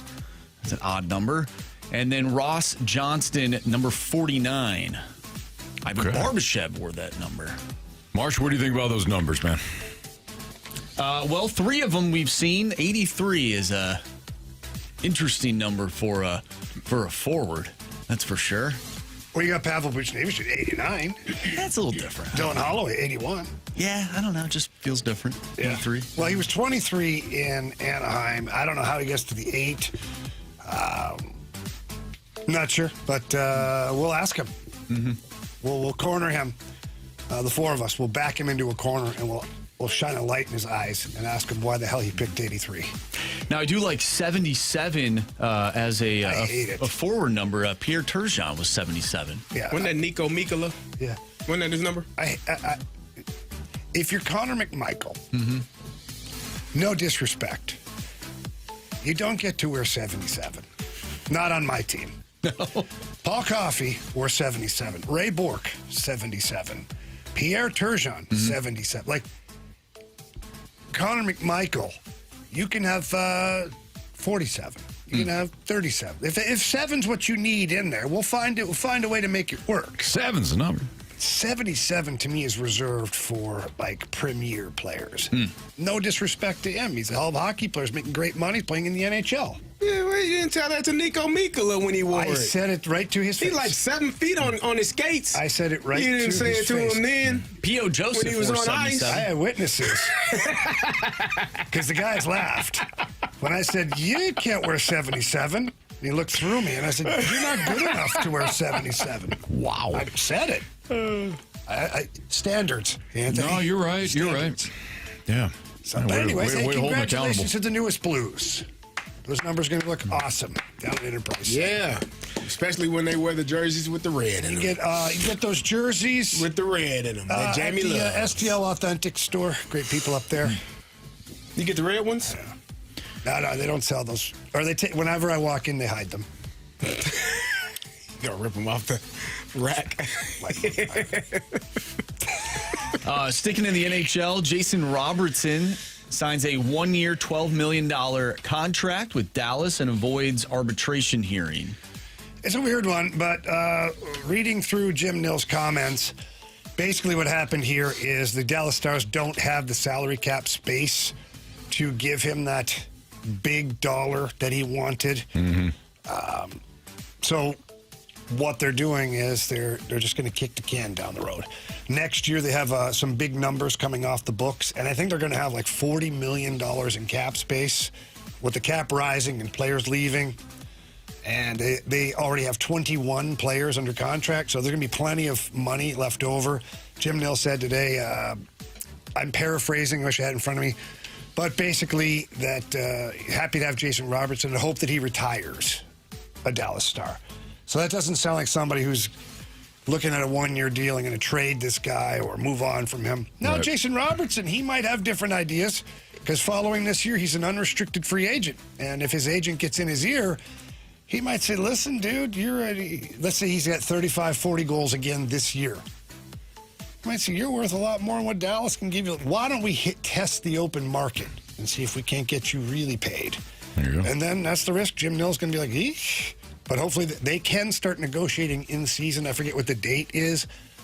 So I imagine the Dallas Stars are going to throw a big number at him quickly that hopefully he bites on that. Interesting news in the NBA. The Miami Heat posted a link to a scheduled live stream titled LeBron James Introductory Press Conference, followed by the date July 27 to its YouTube channel, in what a team spokesperson said was a mistake. The spokesperson told Shams of ESPN on Tuesday that the club's social media department was preparing for the possibility of LeBron signing and mistakenly posted the link to the team's YouTube page. The post was then later deleted. Who knows, man? These people now, what happens with some of these teams is they have people in certain positions, whether it's a social media team or their PR team. And sometimes you got people who maybe don't care. They're disgruntled. They want to be funny. Because we've seen a lot of social media things happen where like, oh, how'd that get posted? Well, it was taken down an hour later. Yeah. Who had access to the account? Right. So I don't know what happened here. Carey, you're the NBA guy. I don't know if I see LeBron going back to Miami. I think I don't know where he's going to end up. I mean, we've been at this for, I think it's 3 weeks now since NBA free agency started. But I don't know where he ends up. I thought that he would want to be closer. Philadelphia is another team that has been out there. Miami, I don't know if they have enough. Knicks? I don't think that he goes to New York because they just won a championship. And do they actually even need him? No, of course not. So I don't know. This is probably the first time where there's really no inkling into where he's going to go. Is he going to go back to Cleveland and end his career where it started? I don't know. Wherever he goes, he's not the first option. I think he understands that. I think he also has mentioned, or it has been mentioned, that he doesn't need to take a max salary. He'll take a minimum salary and get paid and be, a part of whatever organization he ends up at. So it's going to be interesting to see. I told you where I would like him to go. It would be Golden State. Not too far from home, LeBron. You can sleep in your own bed if you need to. Quick flight, probably about 30, 40-minute flight. Be back in L.A., see your kids' events if you need to, your daughter's events. Go see Bronny play for the Lakers. For the Lakers, your former teammate. You go all the way to Philadelphia or Miami, man, that's like a 5-hour flight back to LAX. Mm-hmm. Who the hell wants to do that, man?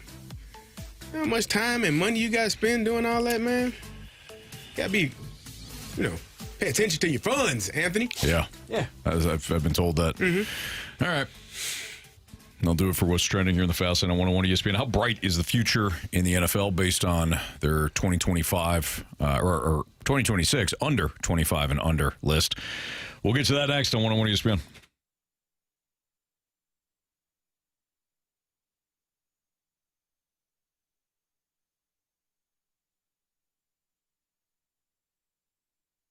Cheap, fun. Let's get dirty, St. Louis, and let's do that by visiting my friends over at Dirt Cheap. St. Louis's one-stop party shop was just in there yesterday, and it just never ceases to amaze me, the amazing inventory that they have. And I know some people get hung up on the Dirt Cheap label, but that's the price, not the product. I found some amazing bottles of bourbon that I couldn't find anywhere else. They were right there on the shelf at Dirt Cheap, and they were priced to buy. They weren't overpriced. They weren't capitalizing on that. No, they're the right price that they should be, as well as all of their other spirits that are in stock as well. They do carry all kinds of beer, including Zwickel Light and Squirrel Works from our friends over at Urban Chestnut. One thing that I would suggest, though, is you download the Dirt Cheap app. It's part of the rewards program. It's pretty simple. Every dollar that you spend, you earn points that you can use in store. What better way to take advantage of things? You got to buy a bunch of booze for a party or something like that, bunch of beer. Don't worry about it. You're earning those points, so the next time you go in there, you can use those points towards your next get-together. It really is awesome. For more information about that and whether there's any events coming up or tastings, in-store specials, visit dirtcheapfunfun.com. Again, that's dirtcheapfunfun.com. Remember to have fun, but please be careful up there.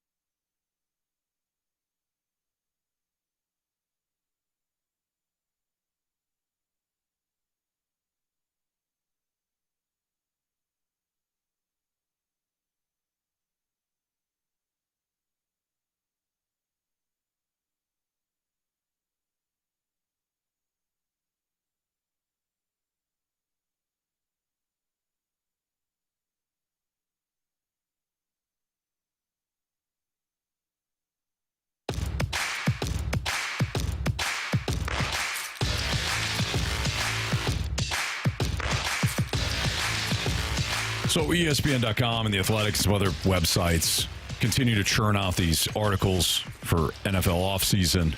You know, it's list. And our guy Splashback Deuce loves those rankings, love those lists, especially when it comes to the NFL. But ESPN.com ranked the NFL teams by under 25. Oh, yeah, talent. I saw that. Yeah.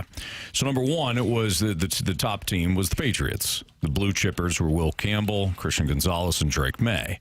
Number two was the Houston Texans. They had Will Anderson and Lassiter and C.J. Stroud.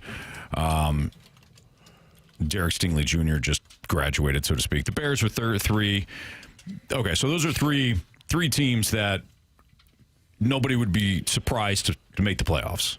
Patriots, I think, could have a hangover, Super Bowl hangover. Usually affects the loser more than the winner, but wouldn't be surprised if they made it. A couple of different questions here. One, the number 4 team was the Browns, and number 5 team was the Titans. And when you draft in the top 10 consistently, you should have some blue chippers that are under 25 and that elevate your team. One of my questions is, looking at this list of players, do you guys feel as though the NFL, the future of the NFL is bright? Because it really, any sport, you really thrive on your superstars within the sport as well as your young up-and-comers. Do you feel as though the NFL is in really good shape when it comes to their young players? 25 and under. Yes. Real quick. So it says graduated players. That means they're not just 25. They're 26. Okay. Yeah. I mean, it's surprisingly, I think that's sports though, right? You have your older players as they begin to transition out. You can look at the NBA. You can look at KD and LeBron James and Steph Curry and say, man, that old guard is Kawhi Leonard. They're on their last leg. But then you say, well, Shai Gilgeous-Alexander is a hooper. Victor Wembanyama. Oh my gosh! Like you're looking at a younger generation. Anthony Edwards start to take place for those that are on their way out eventually. Is it as obvious in the NBA? Because I'm so glad you brought up the NBA. If you're just going to take the 25 and under, and I list off some of these players in the NFL, and then I list off the young 25 and younger in the NBA, I think the NBA pales in comparison. You think it's more obvious in the NBA or less obvious?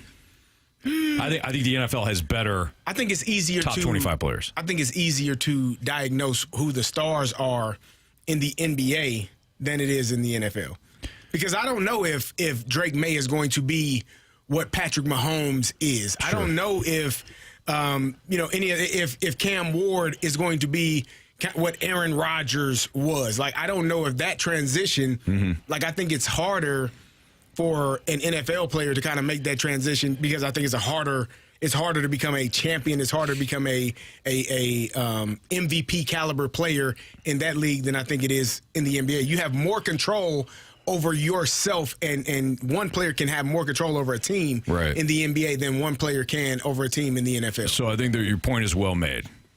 If I counter that, I say, look, in the NBA, Wemby, no brainer. Yeah. Again, 25 and younger, Wemby, no brainer. Now there's more players in the NFL. Correct. So that there's a huge difference there. But just kind of scrolling through this list, guys like Caleb Williams is on the list. Guys like, and I know you really like Cam Ward on the list. Brock Bowers, one of the best, if not the best, tight ends in the league already, under 25. But he's not, to me, so what I'm hearing, and maybe we're seeing it or hearing it differently, when I think of the NBA, I'm thinking of like future faces of the NBA.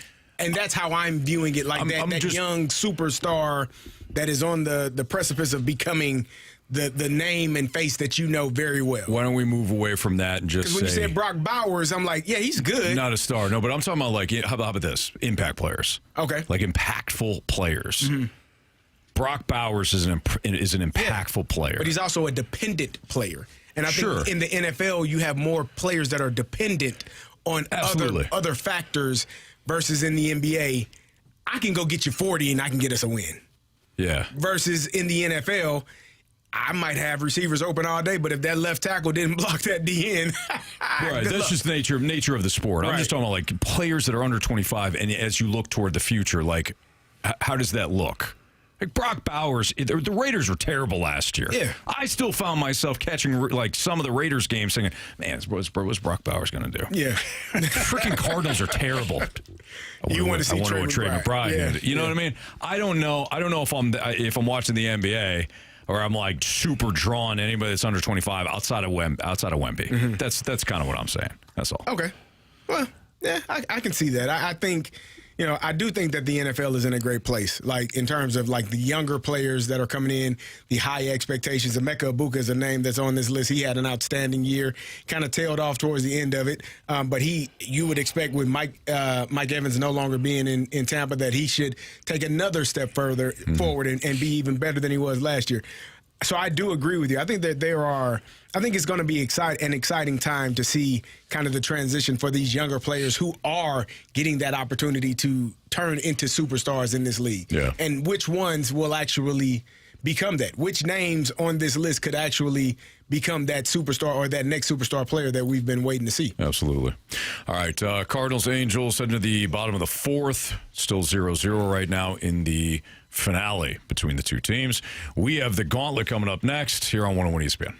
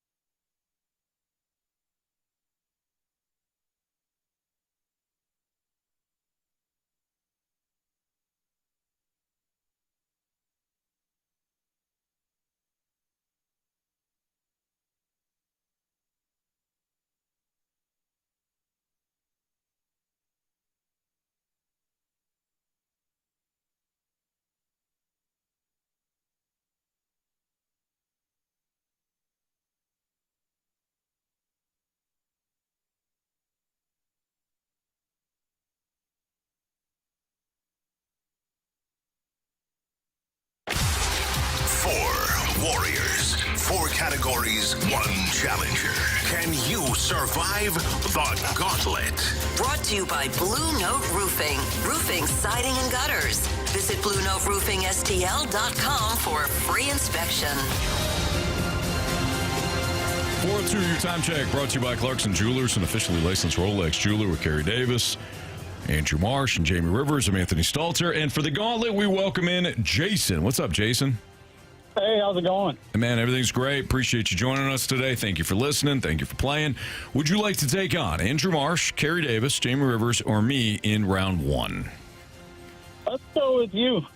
Wow, I'm getting picked a lot lately, man. Holy smokes. All right, Jason, good luck.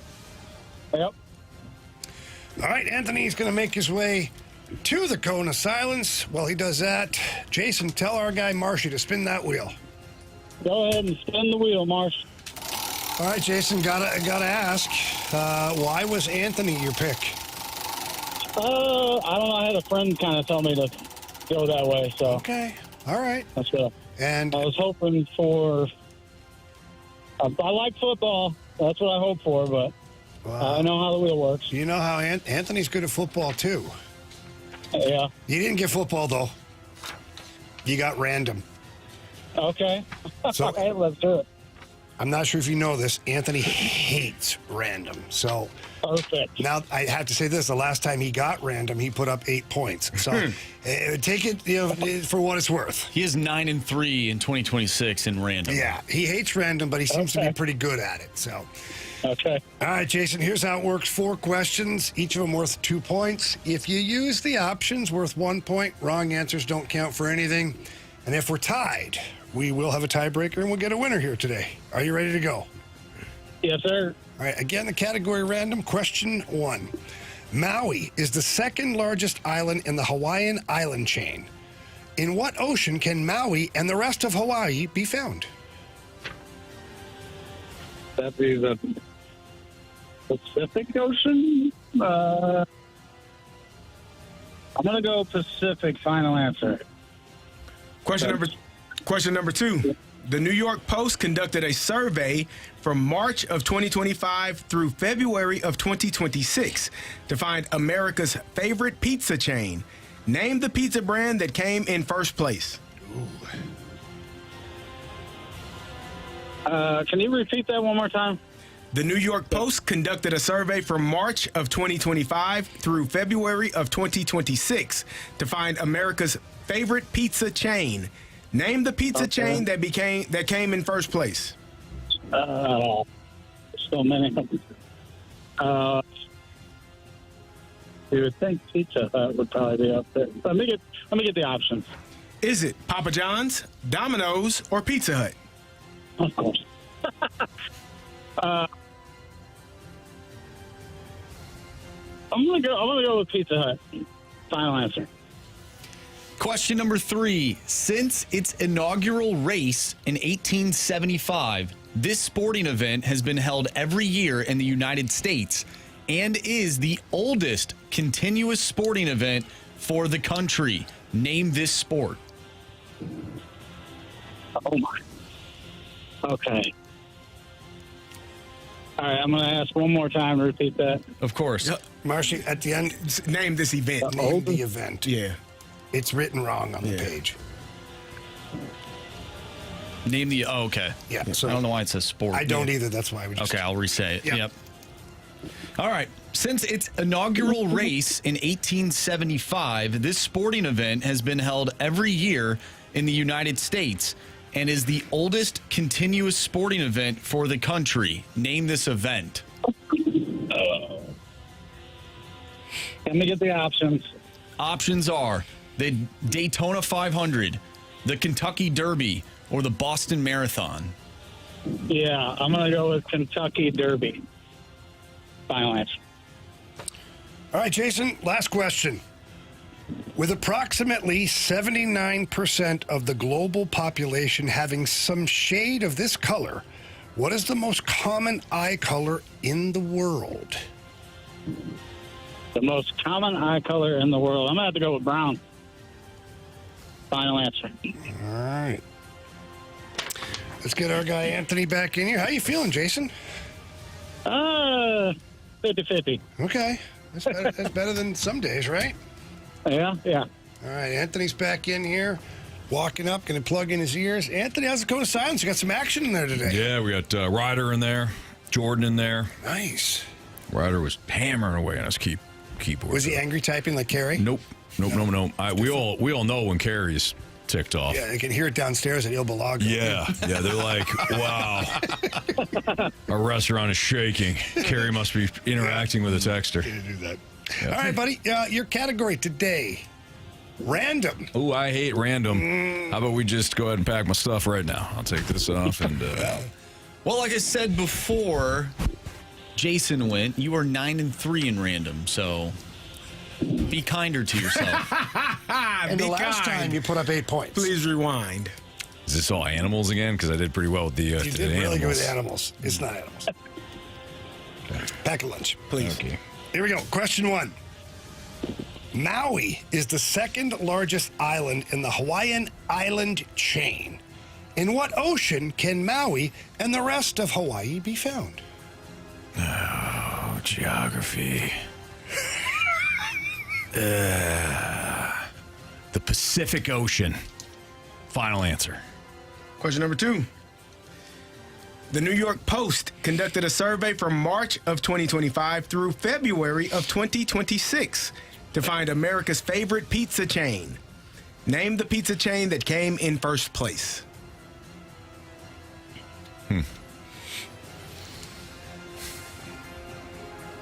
Okay.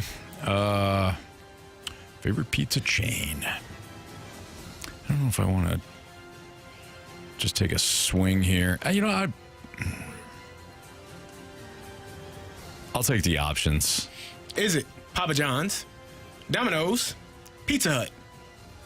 So I was thinking Papa John's, and now I just wish I took the swing. Papa John's, final answer. Question number 3. Since its inaugural race in 1875, this sporting event has been held every year in the United States and is the oldest continuous sporting event for the country. Name this event. This was a race in 1975, and it's held... 1875. 1875. Holy smokes. Almost the Roman times. No kidding. And it's held every single year, you say. Options. Options are the Daytona 500, the Kentucky Derby, or the Boston Marathon. You said 1875? 1875. Well, we know it's not the Daytona 500. 1875.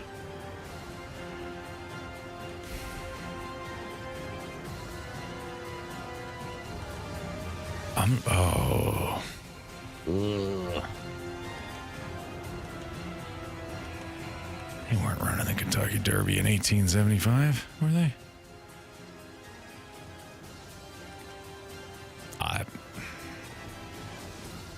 I'll go with the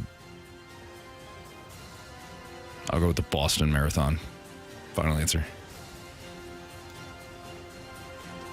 Question 4.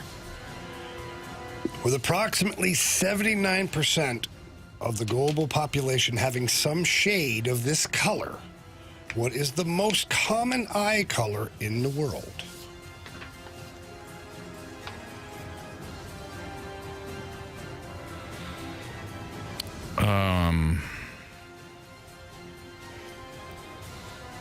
Brown. Final answer.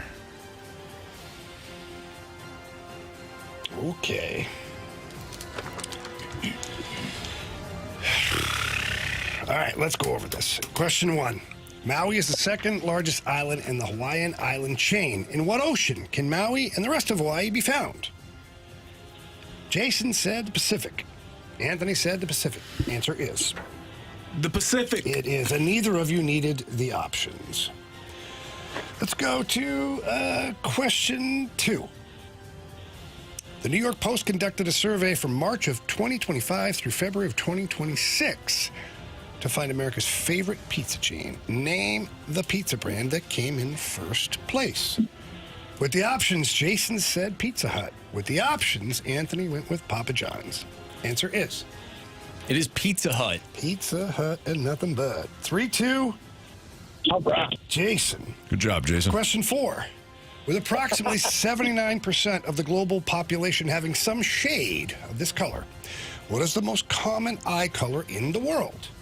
Jason said brown. Anthony said brown. Answer is? It's brown. Brown. Neither of you needed the option. So here's where we're at. It is 5-4 heading into the last question.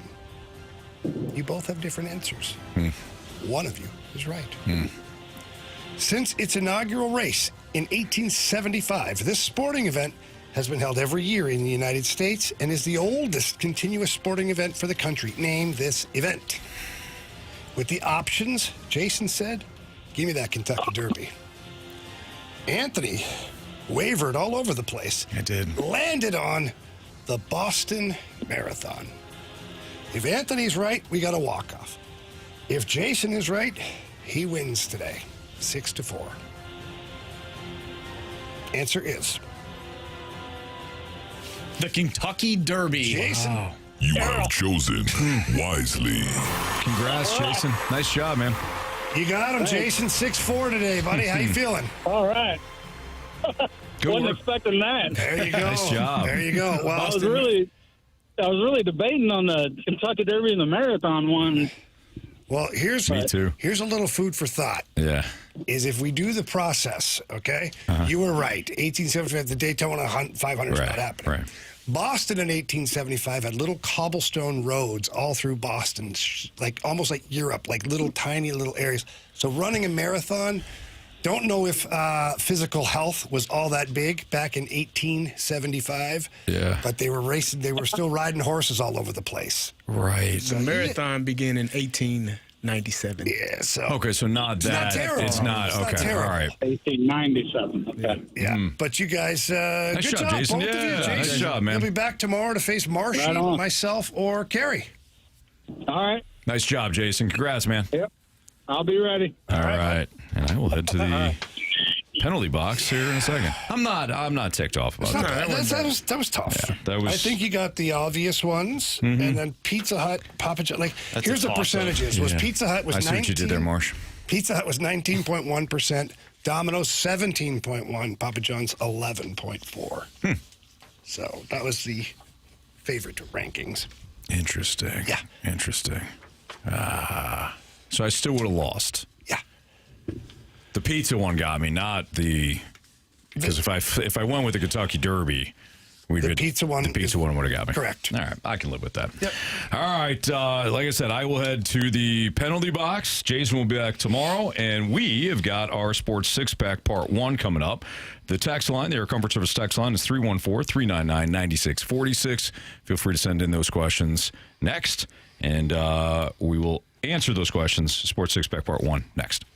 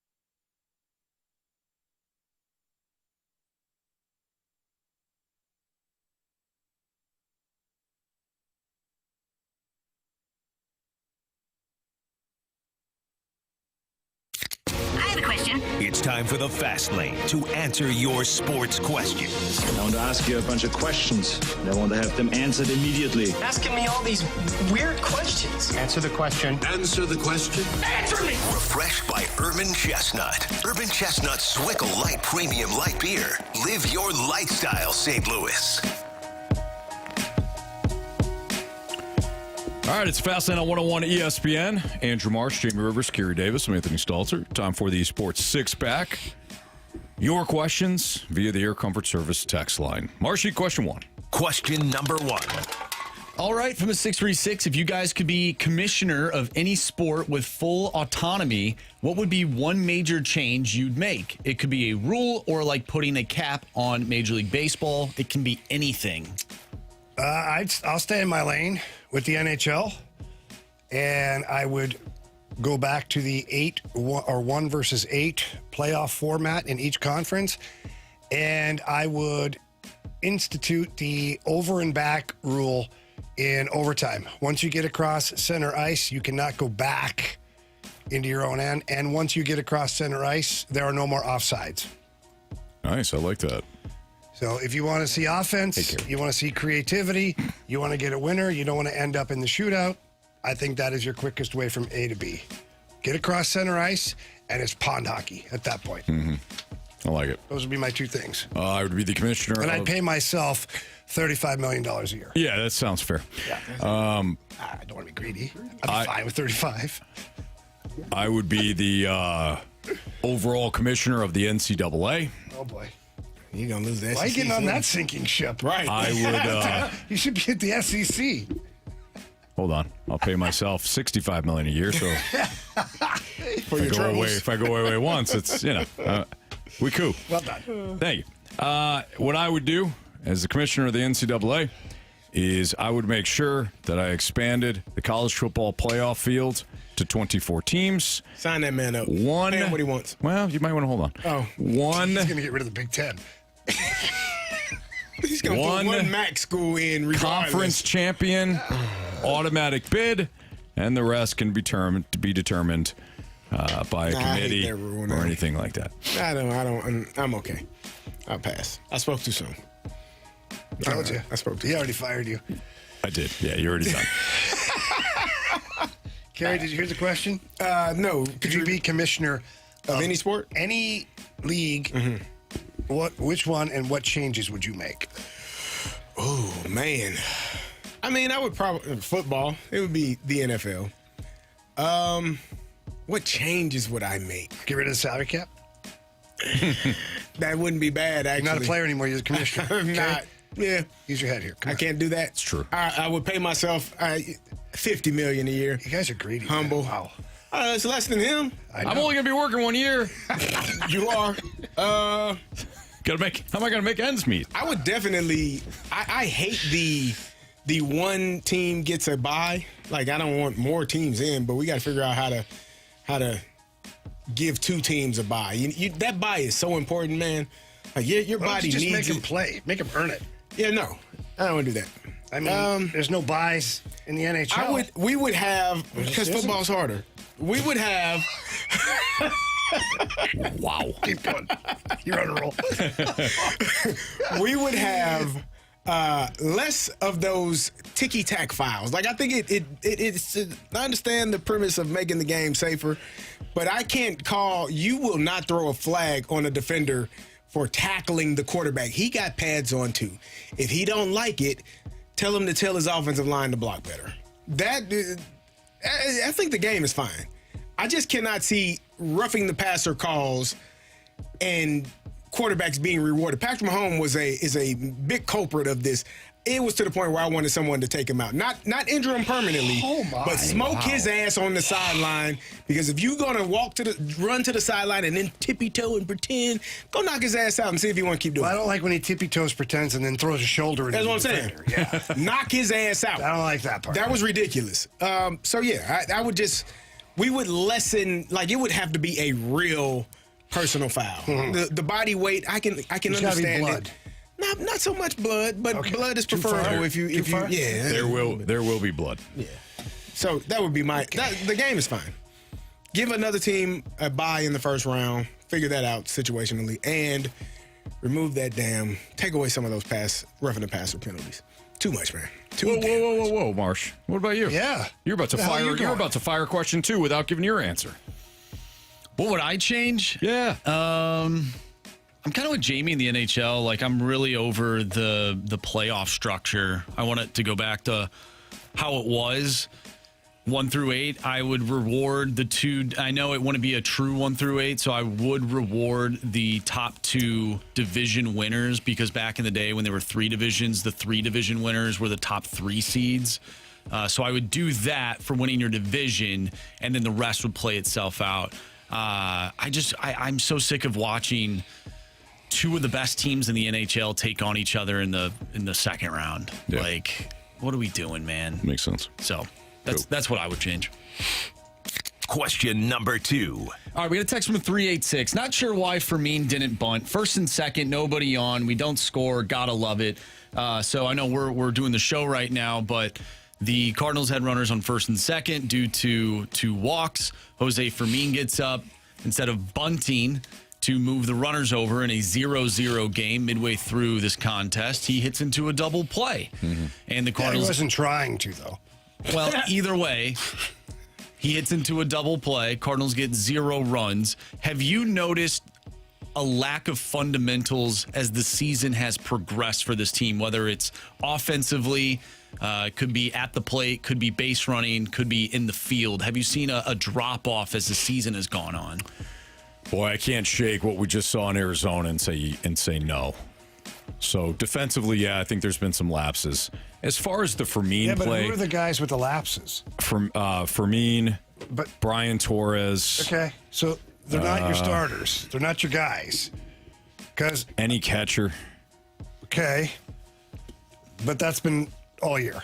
Yeah. To be fair, that's been all year. Yeah, you're fair. I don't know why I said that, weird. But I was angry at you. Why were you angry at me? Not sure. Have you... The Fermin thing. Like, I can do a lot of things that piss you off. I haven't done it right now. Yeah. Maybe it's a residual. Something bothered me. That's weird. That's on you then. From last week or something. Problem, not me. No, I agree with that. My feelings are my own. Even if they're wrong.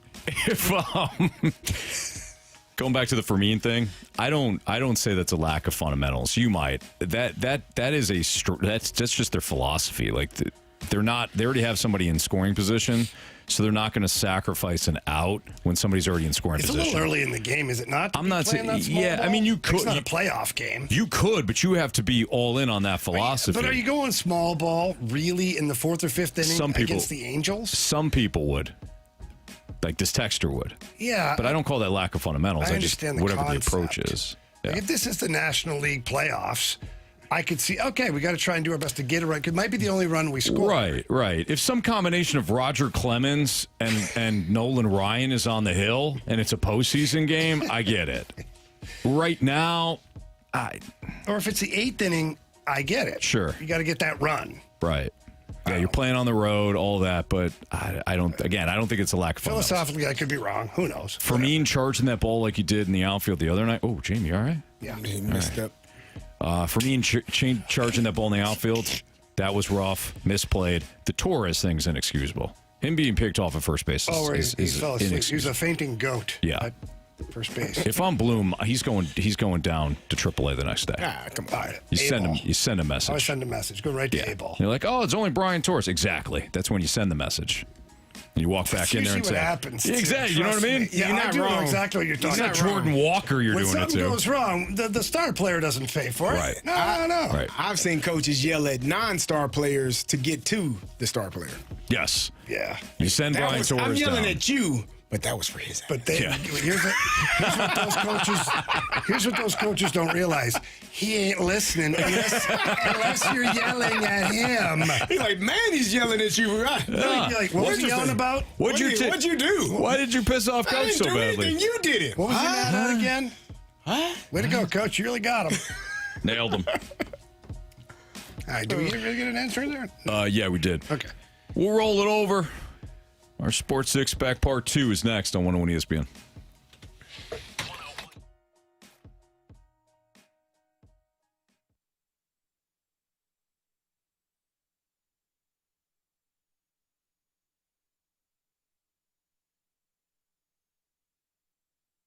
Johnny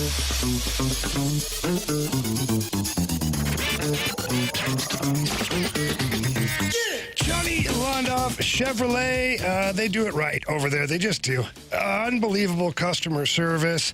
Let's just talk about the service department for a second. Anytime we have a little problem with any of our vehicles at the Rivers House, all we have to do is pick up the phone and give a call over to Londoff Chevrolet or the Londoff Autoplex, and they take phenomenal care of my family members and all of their customers, because they treat their customers just like they are family. And that's important. When you buy a vehicle from somewhere, you want to make sure that, one, you get a great vehicle, which is what you do. You get a great vehicle from Londoff Chevrolet each and every time, whether it's a brand new vehicle or a pre-owned vehicle. But look, things happen. Maybe you just need new tires. Maybe the brakes are gone. You want to make sure you take it somewhere good that's going to take care of you and do it right and get you back on the road as fast as they can. And that, again, is Londoff Chevrolet. They've got great inventory right now, both locations, the original one in Florissant, Missouri, and the Londoff Autoplex out in St. Peter's. Stop by, check it out. Tell them that Jamie Rivers sent you in. They love hearing that. And if you can't get there in person, visit them online, where you can find all the deals, new and used vehicles, over there at Londoff.com or LondoffAutoplex.com. Are you kidding me? Johnny Londoff Chevrolet.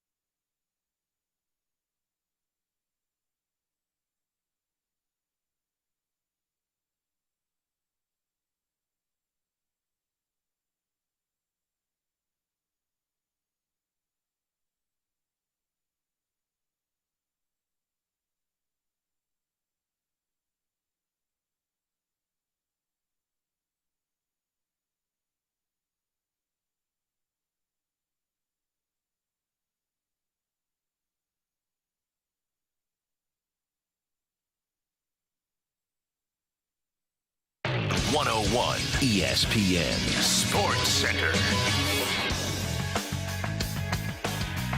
I'm Andrew Marsh. It's time for a Sports Center update brought to you by Saliga Heating and Cooling. The Cardinals up 1-0 over the Angels right now. J.J. Weatherholt with a solo blast. So the Cardinals are up 1-0 in the top of the 6th inning. We will keep you updated on this one throughout the remainder of the show. We'll also talk with Brad Thompson at 5:15. But coming up next, we have part 2 of our Sports Six Pack. So send in those questions to the Air Comfort Service text line 314-399-9646. We'll answer those questions next. I'm Andrew Marsh, and this Sports Center update is brought to you by Saliga Heating and Cooling, a Daikin heating and air conditioning dealer.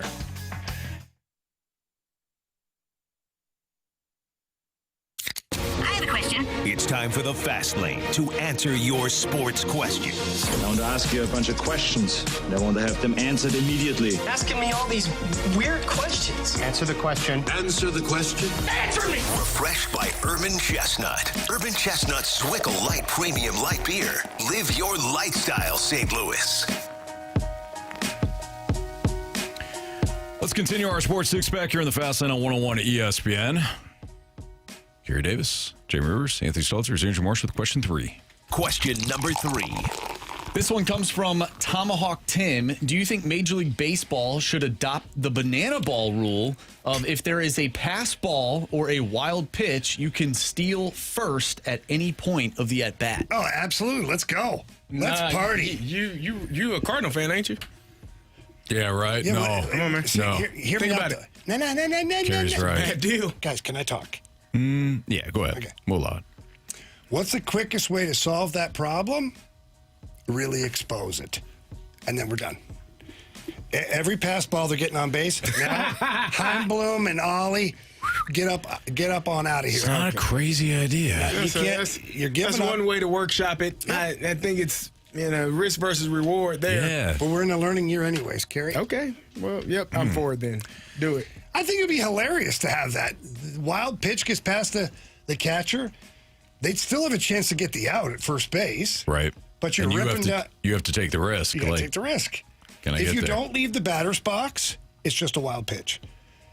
I'll tell you what. You don't have to run. But once you leave the batter's box, now it's on. You can't go back. In all seriousness, that would increase the value of Victor Scott. What's he supposed to do? Just hope for a bad pitch? Yes. Just run? Yeah. If he waits for a pitch to go. Why does he just lean into the pitch then? Why don't we just make him Roger Dorn? Well, you could do both. Does he above the plate and move his hands? Can he do that? You know, Jamie, this was serious. It was. I'm trying to make the team better. You're not. And it's clear. No, your idea is fantastic. Thank you, Jamie. That's great. Question number 4, Call please, him up. Marsh. Question number 4. From the 314, does David Perron end up with the Blues for a veteran presence and retire a Blue? No. I don't see that in the cards.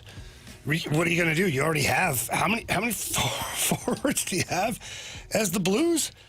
I'm looking at the math here. Here you go. 1, 2, 3, 4, 5, 6, 7, 8, 9, 10, 11, 12, 13, 14 forwards right now.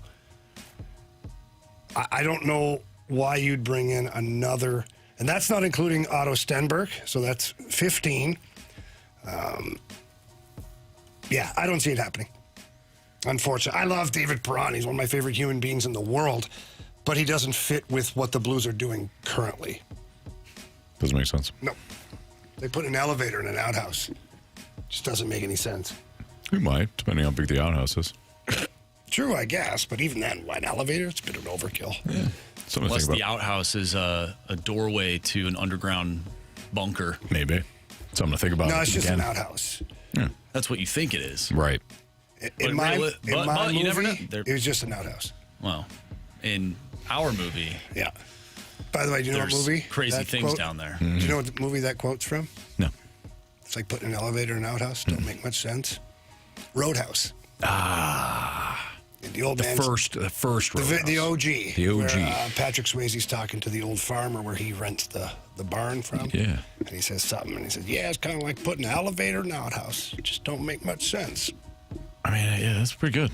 I don't even know why they have that line in the movie, but it stuck with me. Somebody, either the writer of that movie or somebody was like, this is too good not to have in this movie. I agree. I don't care where you put this line in this movie, but it's got to happen. Mm-hmm. And they did. Yeah, and here we are talking about it. Yep.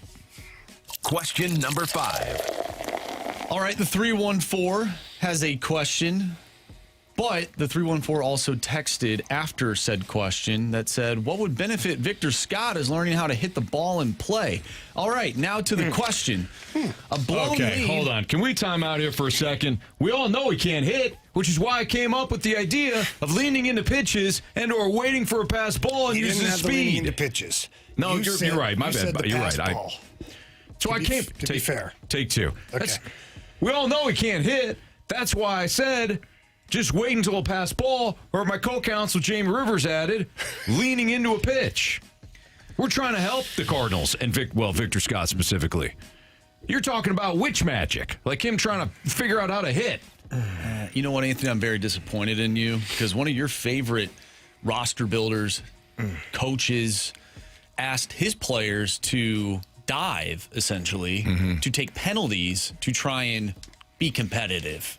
And one of the players refused to do that and actually ended up scoring a huge goal that won this said team a championship in Pee Wee hockey. And then was the captain of said team, and we know the rest of the story.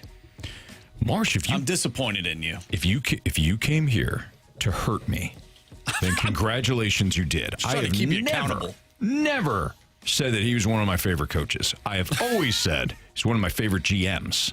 So I said roster builder. Horrible coach. I think he was a great coach. Horrible coach. Well, how do you keep Julie the Cat Gaffney on the bench for that long for Goldberg? You got to look at the back of the hockey card. We did. Julie the Cat Gaffney was sensational. Yeah, but Goldberg already won you a championship before. He did. Yeah, he was losing you the junior Goodwill games. Well, that team came back. You have no loyalty. Why? Because the team, Goldberg made a couple key saves late in the game. He was never going to beat Sweden, you know it. They never. Iceland. He was never going to beat Iceland, and you know it. Grant Fuhr let up a couple goals, and the team still found ways to win. Correct. That's Grant Fuhr. He's a Hall of Famer. Yeah. We're talking about Goldberg. Shouldn't be in the same sentence as Grant Fuhr. He brought in Julie the Cat for the shootout. I think good coaching. Because he didn't want to expose Goldberg. He knew he was never going to make that save. He knew it. Goldberg didn't make that save before. Exactly. He has. Who has? You know what you are right now? What? You're an irate fan. You're not thinking of the process or any of the information that the coaches had or the fact that Goldberg had made those saves time and time. You're just an irrational fan. Goldberg thanked Julie on his way out of one of the games because he wanted out so bad. That's not a winner in my book. Oh, he had to go have a crap. No, that's not correct. Then he had to go back in. He had to go back in. Why'd they put him back in? She got kicked out of the game. She lost her. She lost her cool. She couldn't handle the pressure. She lost her cool. Yeah, she lost her mind. I admit. And then she put the team in a bad spot. See, Goldberg didn't do that. No, he put him in a bad spot. All right. Every time he took the ice. You take that back. He scored the game-winning goal against the varsity team.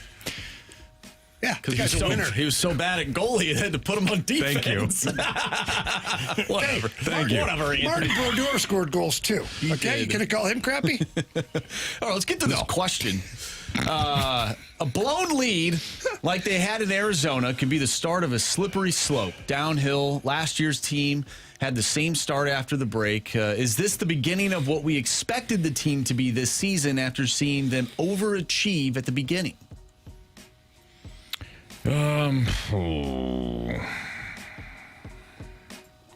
Yeah, probably. It goes back to the exposure comment that I made before. After they lost the Monday night, I said baseball, over 162 games, will expose teams. Whether it's an average team or even a great team. That's why the trade deadline exists. Great teams get exposed at some point and say, hey, we need to make a difference. Great teams cover. A great person told me that. Yeah, good call. Yeah, good teams win, great teams cover. Yeah, you're right about that. All right. You're right. Take 2. Even the upper echelon teams get exposed and they have to figure out, hey, this is our weakness, and then we have to acquire things. The deadline's going to fix that weakness. So, yeah, do I think this is probably swinging of the pendulum after overachieving a little bit? Yeah. Yes, I do. Good answer. Go Cardinals. Go Cards. Go Cards.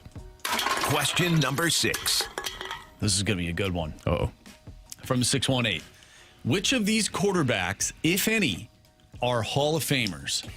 Oh, boy. Phillip Rivers, Matt Ryan, Joe Flacco. Well, we already know Joe Flacco. I mean, we can't even talk about that because he's still playing. So, Phillip Rivers, yes. Point. Matt Ryan, no. If you go Phillip Rivers, you have to go Matt Ryan. Why do I have to? Why? Phillip Rivers is way better. How many MVPs does Rivers have? Yeah, I hear you. Phillip Rivers played in an era with some dudes. Mm-hmm. He played in the same damn era as Ryan. Yeah, but Ryan was on the latter half of you try to go out there. You can see Matt Ryan get called last year to play. The latter half Good of the call. dudes. It was When Brady. did Matt Ryan get drafted? 2008. Thank you, Carey, for reconsidering. I didn't see it in your face. You don't even have to say it. You didn't see I don't know Phil why I Rivers thought it was blow like a Super Bowl 2012. No, he I never got there. You try to go practice all week and be out there every Sunday when you have 22 kids at home. Yeah. you Honestly, that's why he was always at practice. And then you try to go through practice full speed, full tempo, while trying to make 22 kids. This is true again. How that guy got out of bed to begin with, how he got to the field, puts him in the Hall of Fame. Also, his last name's Rivers. And he's a Rivers. Yeah. All right. So, Jamie's I'll let him know how you feel at the next family reunion. Thank you. I think Phillip Rivers is. I mean, we got to wait another 5 years now because he decided to come back and play last year. That's right. With his dumb ass. Sorry. Phillip Rivers, man. Oh, yeah. We got to wait 5 more years They now. almost beat the Super Bowl. I was just about to say, he went up to Seattle in his first game, almost won. Should have won. That All defense things was considered, he was pretty freaking end. good. I didn't need to see that. All things I considered, didn't need yeah. to see that. Carey, you think you'd pull for the older gentleman, but you would think so. I remember how you are with old people. He's played 13 more games than Matt Ryan in his career. And if you take away, how many did he play last year? Like 8? Yeah. So, take those away. Hell, I didn't need to see that crap. So, I didn't need to see it. It was terrible. So, essentially so we'll give him 13 more games. He has 1,000 more passing yards, but he's got he got 40 more touchdowns. Rivers does? Yeah. Ooh. 8 Pro Bowls to Matt Ryan's 4. I know you don't care about that. Matt Ryan does have the MVP and an Offensive Player of the Year, I'm assuming the same year, and Phillip Rivers has none. Wasn't Ryan a Rookie of the Year, too? Can you read off Joe Flacco, please? I don't want to put Joe Flacco on here. Joe Flacco He's is the only 3 that has a Super Bowl win. That is true. Just saying. That's a team award. Is that your nerdy black guy voice? Does a nerdy black guy sound very similar to a nerdy white guy? Very similar. Just a nerd. Yeah, all right. That's what that was. Thank you. Appreciate it. Makes sense. You're welcome. I don't know if either are Hall of Famers. I'm just saying if you put Rivers in there, I think you have to put Ryan in there. Do you really? Well, didn't Ryan win Rookie of the Year, too? I don't know. Yes. Okay. He won Rookie of the Year. And got a team to a Super Bowl. He was pretty good. And if I think Phillip Rivers was a better quarterback. I'll just too. flat out say that. But if we're doing, like, to your point, Anthony, they're so close in the numbers, and Phillip and Matt Ryan has more accolades per se because he got the awards, the individual stuff. But I do think that if I was going to try and win a football game between both of them, each in their prime, I'm giving the ball to Phillip Rivers. Okay. And Phillip has about 30 more interceptions as well. So, you know. You know what I mean? I agree. But for me, Phillip Rivers was almost a no-brainer when that question was asked. And Matt Ryan was like, That's because you forgot about his MVP. I didn't forget about his MVP. And his Offensive Rookie of the Year. I forgot about that. And your Falcon bias. That would make me want to. No, I mean, other way.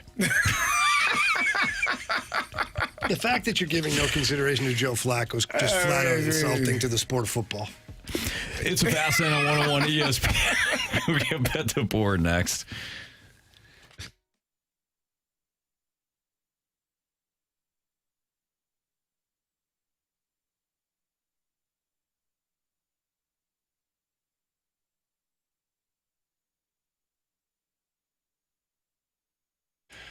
Was talking to Gloria Lou not too long ago, and I asked her, I said, hey, as the summer goes on, should people really be listing their homes, or do they miss that window? And she said, no, absolutely, that right now is maybe the best time to list your home, as people are still looking to relocate. Sometimes kids are still going to a different school, all that stuff. Get your home on the market, but you got to call Gloria Lou with your home sold, guaranteed realty. So many people make the mistake of having a realtor that doesn't sell as many homes as Gloria Lou, or they haven't been in the business as long as Gloria Lou in this area. And so they list the home for the wrong price. I've said it before. If you list it too high, you sit on the market, then all of a sudden there's question marks as to why your home is still sitting there. That doesn't help. And if you list it too low, you sell super fast, which is great, but then you look around and you go, ooh, I left a lot of money on the table.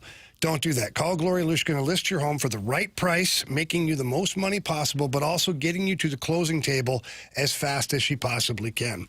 But you do have to call her. When you do, tell her Jamie Rivers sent you in. Her number is 314-325-6888. That's 314-325-6888. Or you can always visit GloriaHasTheBuyers.com.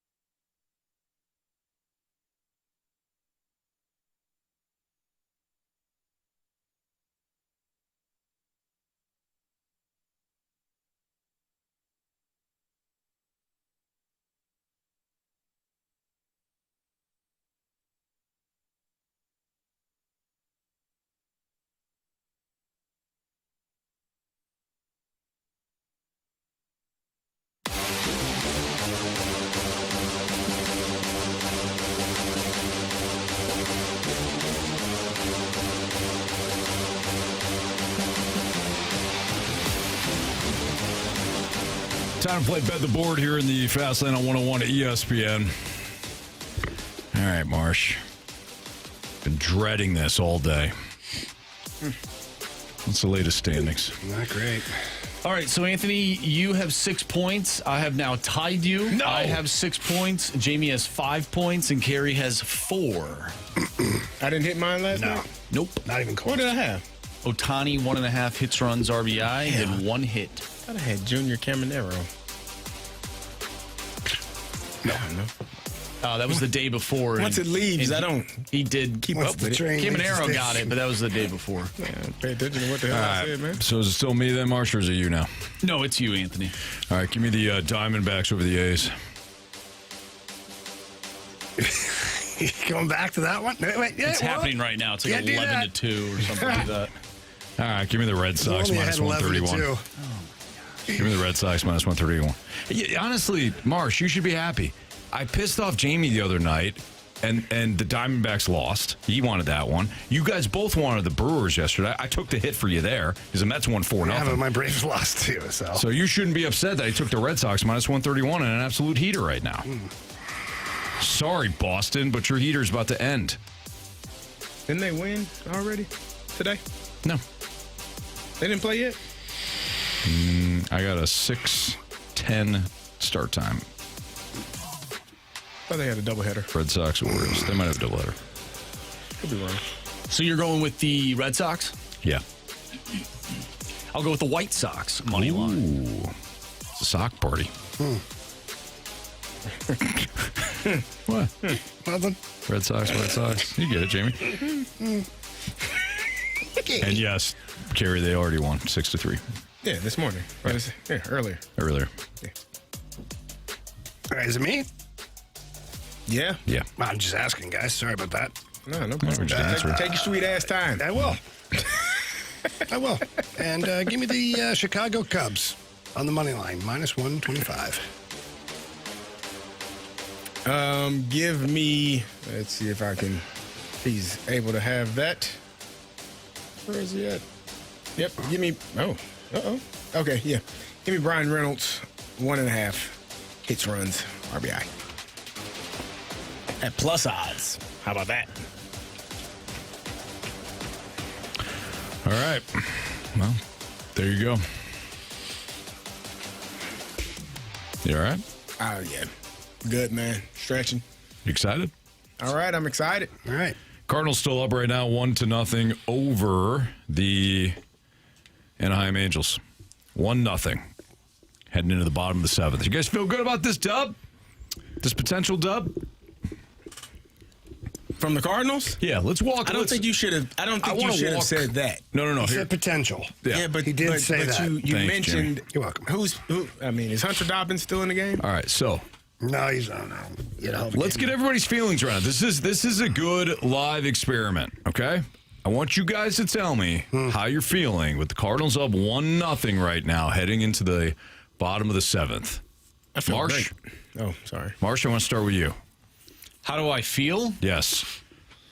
I want to know from all you guys, this is a live look into how you guys actually feel about the Cardinals right now. In real time. In real time.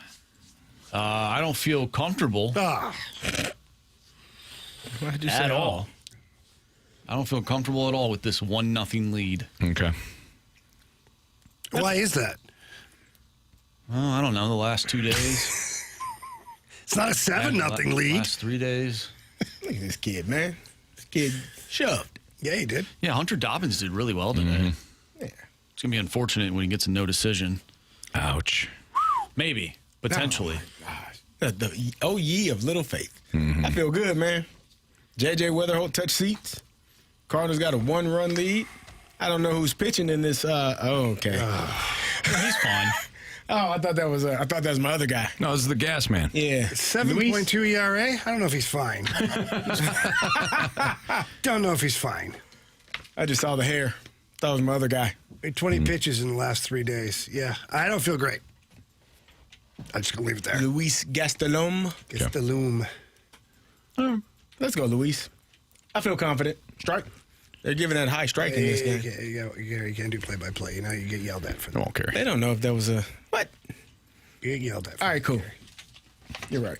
My apologies. By the FCC and by listeners. Yeah. All right. Well, hold on. What are you feeling? Oh, me? Yeah. You too. I just said I don't feel great. I said you said you don't feel great. What do you feel? I feel confident. Do you know why I feel confident? Tell me. Because this team hasn't lost 5 straight all year. There you go. That is true. He put an X on Take that, Patrick H.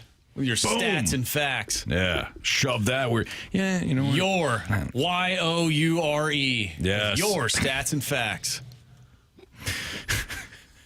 I'm so tired of their takes. T-H-E-R-E. Biggest question of the day coming up next on 101 ESPN.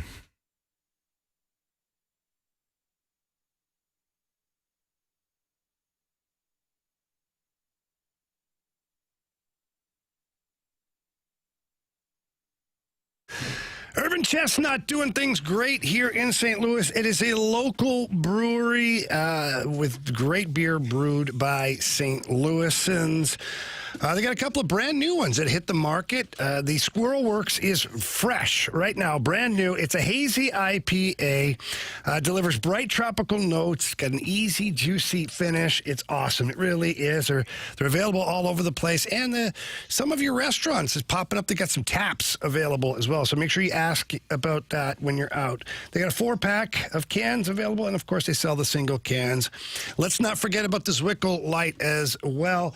Again, if you're at a restaurant or some of those places where you grab a beverage, ask them about the Zwickel Light. See if they've got it in stock or on tap, for that matter. It's a crisp, clean, refreshing light beer, only 95 calories, only 3.7 carbs.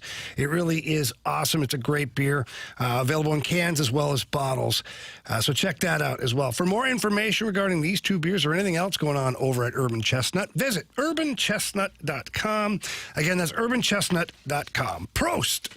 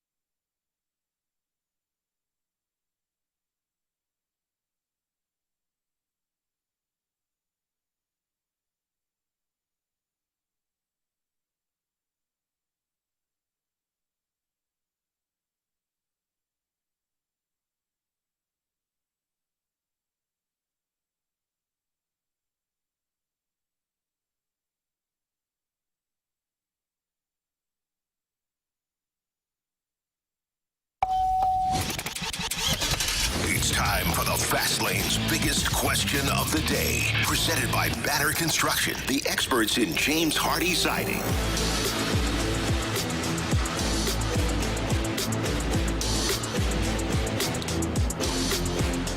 .503, your time check is brought to you by Clarkson Jewelers, an officially licensed Rolex jeweler. Time for the biggest question of the day, and it centers on something that Sean McVay said with Bussin' with the Boys on what has become his non-negotiables when evaluating players. Give a listen. I still think there's certain things that have to be those non-negotiables. Like what's your football character like? I think that more than anything, especially because of some of the things that I've gone through where I look back and I'm like, man, I did not like the kind of leader, the caliber person. I was fragile. I wasn't resilient. So really what's become even more important, especially with today's day and age, like how important it is to be right above the neck, like in terms of like that mental and physical toughness. Mm-hmm. You see it in like our team meeting, you know, the game honors toughness. But I think really like like life and the game honors toughness, both mentally and physically. And so how many different ways can we measure that in terms of the mental resilience? You know, our guys, you know, in a lot of instances, you could say, all right, what have they been through and how did that shape who they've become in the midst of the journey? And like, it's cool. We go through like team meetings, and I think you try to be able to acknowledge each guy individually, have a fun fact, you know, where we're building relationships, getting to know each other. But then as you go through each guy and you kind of have a personal message of appreciation and gratitude for each guy, the consistent theme is everybody that's been successful or had any sort of success, there's been some adversity. And maybe when you're in it, you don't see that there's light at the end of the tunnel. But if that can shape you and callous you the right way, growth demands that discomfort. All right, so really great stuff there from Sean McVay. The question is, front offices, as we know, tend to look at analytics a lot. And it makes sense when you're trying to build a roster when either you have a salary cap to deal with or a budget. But as Sean McVay just noted, and Jamie, you actually mentioned this in the office when we listened to this audio before the show. You said if you listen to him, he doesn't talk about a 40 time. He doesn't talk about the quote-unquote analytics. If you were a baseball manager, he's not talking about launch angle or any of that other stuff. But as we know, that's stuff that is important when evaluating and predicting whether or not a guy's going to be worth signing or drafting or whatever. So the question is, if the front office is heavily driven by analytics and you still have coaches that have to coach these players and they don't give a spit about the analytics, they care about the human being, how do you merge the two? And or how have successful teams merged the two? Well, I think that Sean McVay is one of those guys, and also we didn't have the audio, but also in that interview, he talked about how he also has learned through his own adversity as being an NFL head coach. There are things that he did when he first took over as a head coach that he no longer does the same way. He keeps evolving and learning too, and that's what he expects from his players, is to keep evolving, learning. And then he talked about the non-negotiables. And the non-negotiables, you don't find them on the stat sheet. Right. The non-negotiables are the wide receiver who's supposed to block for a run and actually does, cares, gets out and puts a good block on a guy. He doesn't do the Olay block of like, oh, I missed him. Stop with that old label. Yeah, that's right. And whatever other non-negotiables are in the sport of football. And then he talked about character. We value guys with high character. Again, none of that shows up on the stats sheet. But the stats are important. And so I think, and the best part about this is Sean McVay is a young coach in the NFL. He's still considered to be a young coach in the NFL. When he took his first head coach, he was very young. And so for this young coach, who's the modern day coach, to be identifying that there's things that are as important or more important than what the stat sheet's showing on here, shows that the new wave of NFL coaches or pro coaches overall have got to be willing to go back to some old school thinking and old school values. It can't just be, here's the system that's working for everybody else. Here's the numbers on this player. Plug this guy into this and we should be good. Well, what if this guy has no heart? What if he has no character? What if he's not a good teammate? What if he's not that guy? Yeah. Well, that matters. Absolutely. That affects your run game statistics. It'll affect your passing game statistics, your defensive statistics. But it started with a non-statistic in the player. And so I just think it's interesting to see how the games are all evolving in every league, but the coaching is evolving now. And we've said it for years, Carey and I and you, we have been on that hilltop of analytics is information that can be used. Yes. It is not the end-all, be-all. And I think that Sean McVay, with what he just said and how he's approaching coaching his teams, is also saying those exact same things. Yeah, I agree. Yeah, I love the mindset of having the mental capacity to play at that level. Like, going through adversity, we all face adversity, but everyone does not handle adversity well or the same. And so when you figure out what this player has experienced both on and off the field, how they have responded to those things that have happened, you get a better sense of who that player is, not just the X's and O's part of it, not just the 40 time, how high you can jump, how big your hands are, your catch radius, how well you throw a pass, do you drop your hips when you're tackling or blocking. That is expected. Like, those things are expected. You're here in the NFL. You can't do that, you wouldn't be here. Mm-hmm. But how do you respond when things aren't going your way? How are you going to respond when you drop 3 passes in practice? How are you going to respond when your left tackle ain't blocked the soul yet and you done got hit in the back of the head 3 times? Mm-hmm. Like, what is your response to that? And that is going to give you an answer to the type of player you're going to have, because it's going to come a point in the game where you got to have it. I would tell, players. I had a friend who coached some really high profile, kids in high school that went to, high profile schools, and one of them just kept transferring. Like, hey man, if he can't handle the pressure of college football, he ain't gonna be able to handle blocking Aaron Donald on 3rd and 8 ever. Like, that's harder than hearing a coach cuss at you. Mm-hmm. You hear Aaron Donald breathing on your knuckles. Good luck, because you got to block them. Yep. Or you don't have a job. So just having that mental makeup, and we talk about it all the time. Being an athlete, it's not the physical part of it that gets you. It's the part of you. How do you handle the things that are all around you? Mm-hmm. How are you going to get up every single day and do it again? You did it good yesterday. You did it really well. All right, cool, do it again. And so I think what he's talking about is just those factors of evaluating the player. And I think that's harder than figuring out the 40 time, the jump, all of the things you can time. Yeah, you're going to get that information anyways. But figuring out how this person is internally, what makes them tick, that's why the analytics only can give you so much information, because if that player, cowers when the time is most important, nobody cares how fast he runs. Yeah, I completely agree. And going back to the question of run your ass out the door at that point. Right. And going back to the original question, which is like, okay, if the front office is all about analytics and the coaching staff is still about, everything you guys just described, then those two have to lean on each other. If somebody's like, hey, this is what the paper says, and the coach is like, I know what the paper says. If it's bottom of the 9th or it's the 4th quarter, this dude's going to crack. I've seen it too many times. He just doesn't have it when. Yeah, but the paper. And you can tell sometimes by individuals' body language, the look in their eyes. Like, there's guys I knew. That guy's terrified. Yeah. The general public they don't see. I'm looking into this guy's eyes. I'm seeing through his soul. He's not going to be there. You don't want it when it matters. Right. He's not going to take a hit to make a play. He's not going to block a shot. Heaven forbid he steps up and jumps in if someone goes after you. Like, he ain't got your back. That was probably the hardest part for me to understand at the professional level. Like, everybody here doesn't have that. Nope. Like in high school, and you're like, how the heck you're not having that? Yeah. In college, it was hard to understand, but I could understand it. But at the professional level, like, this dude, oh no. Making business decisions all over the place. What the hell is that, man? What are you doing? Yeah. We can't have that. We need that. We need you to do that to win. But I can tell you this. Most of the coaches that I had, saw it too. Yeah.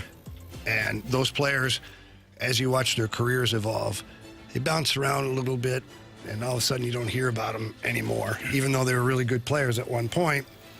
If you can't play in the big moments, and I don't mean scoring a big goal or making a big play, the big moments are doing all of the crappy stuff that add up over the course of a game and helping your team win. And not every guy's wired that way. That's Jamie Rivers. It's Carey Davis, Andrew Marsh, I'm Anthony Stalter. We're going to get to our guy Brad Thompson, our weekly chat with the Cardinals TV analyst and 2006 World Series champ as well. Brad Thompson joins us next on 101 ESPN.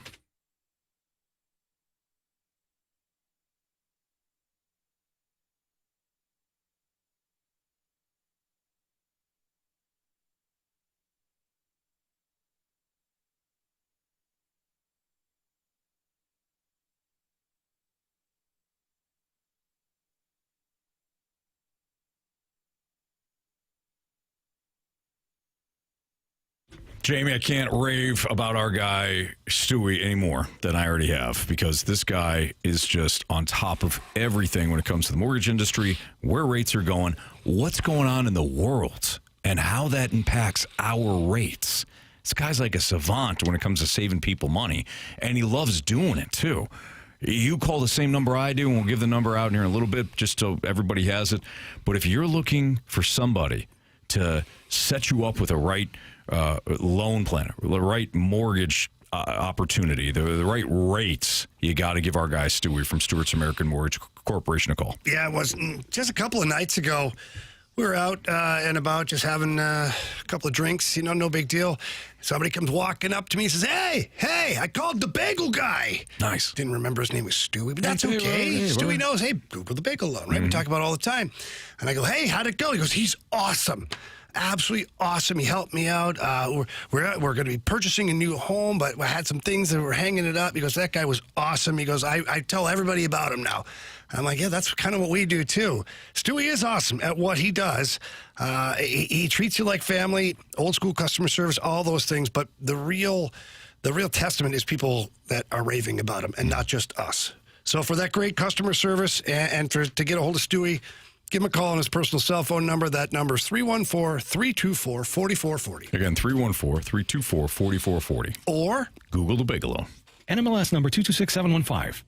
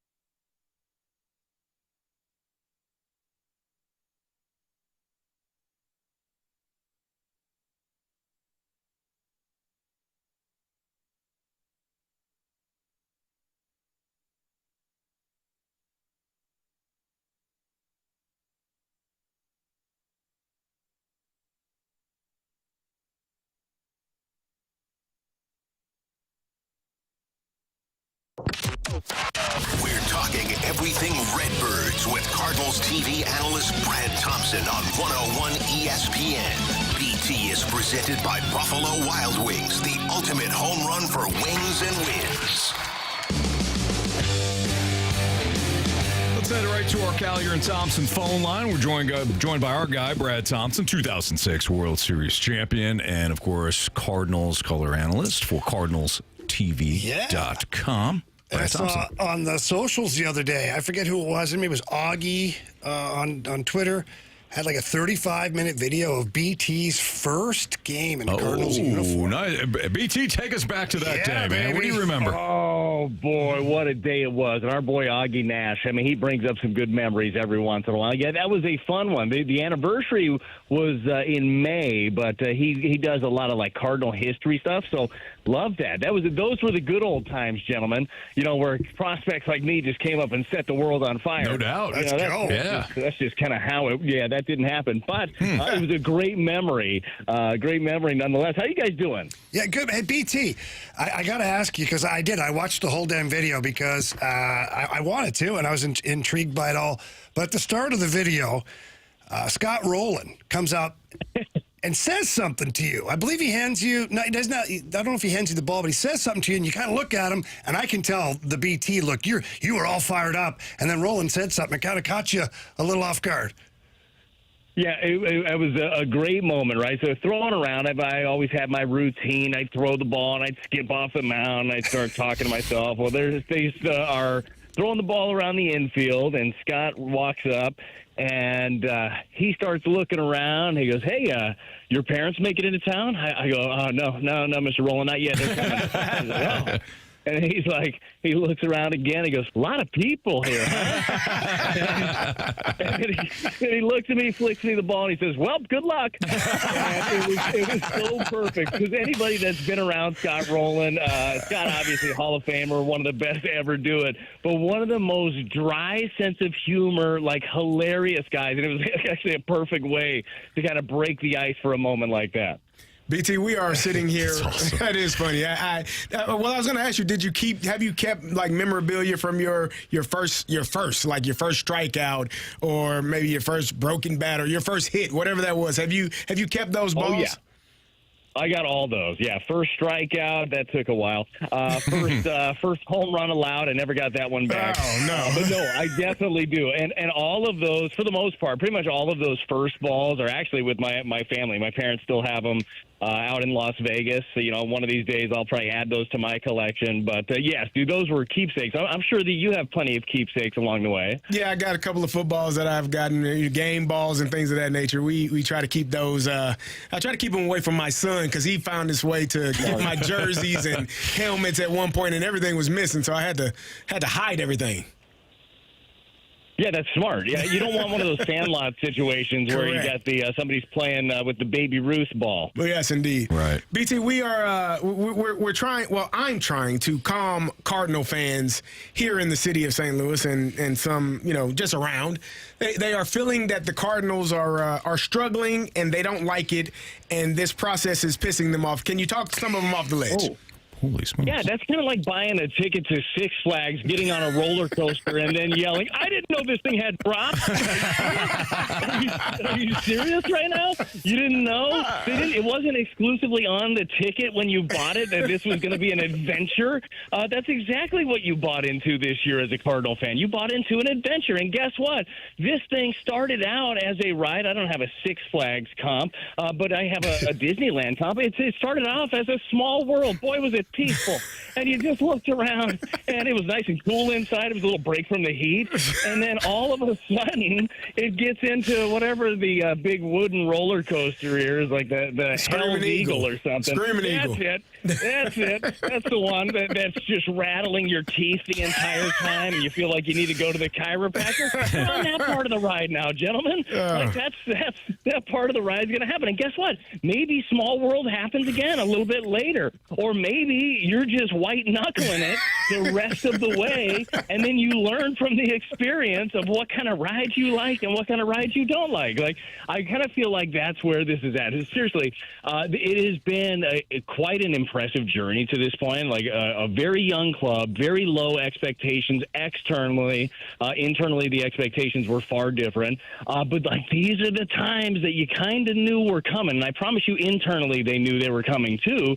They've just been happy to be able to fight through them, and they're going to be happy to fight through the bad times as well and learn from these rough times as well. This is where you're going to learn a lot about individuals as they go through some of these struggles, and who's able to step up and who's able to answer the bell and who can maintain and be the same person day in and day out. Because as you guys know, when you're performing at the highest level, it's easy when things are going well. It's hard when things are not going well to continue to have the same mindset that you need to have the success. And they're going to learn a lot about their players during this process. BT, if we stay with the roller coaster ride. Oh, I love roller coasters. Yeah. Matthew Liberatore. I'm finding it hard to understand because we get pockets of where he can't miss bats at all. But then we get larger sample sizes of where he's pitching really good. Like if we isolate his last start last night, 5 runs in the first inning. It's happened before this year, whatnot. But then it's like totally different pitcher, locks it down, ends up with 7 strikeouts, and you're like, if he didn't have that one bad inning, but is this a more between the ears thing for Matthew Liberatore? Because you see the talent there, but then he has these pockets of blow-ups. Yeah, unfortunately, those innings count. What is the one? It's not a roller coaster. What is the ride, though, where they take you way up and then they hold you there and they suspend you, and you never know when it's going to drop out, and then it does. Yeah. And then it's like, oh, my God, that was something. I thought I was going to die. And then all of a sudden you realize, this is just a ride. This is kind of fun. Ryder nailed it. It's the Tower of Terror at Disney. Oh, yeah, that ends up the floor drops out. Cool, man. Yeah. Yeah, at the end of it, that's actually pretty fun.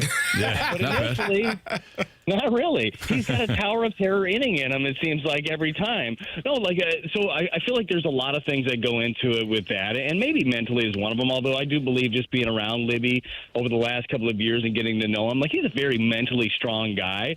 It comes down to execution, and the reason he loses that for an inning, that I don't know. I don't know if it's a mechanical flaw. I don't know if at times, and I know at times it has been tipping certain pitches, and that could be something that first inning somebody's got to look at you, and then you make an adjustment after that, but too late. Like whatever adjustments he made yesterday, too late. Offense has been struggling mightily right now. You can't give up a 5 spot in an inning. So the encouraging part is, yes, he's shown that he can at times dominate big leaguers, but it still is, you have to be able to put it together. You're not going to have it for every single start, but you have to be able to limit those rough innings. And I don't have the numbers in front of me. To your point, Jamie, I'm sure if you did take out that one bad inning every time, but the numbers look fantastic. Unfortunately, every single one of those innings ends up counting along the way. But Matthew is another one.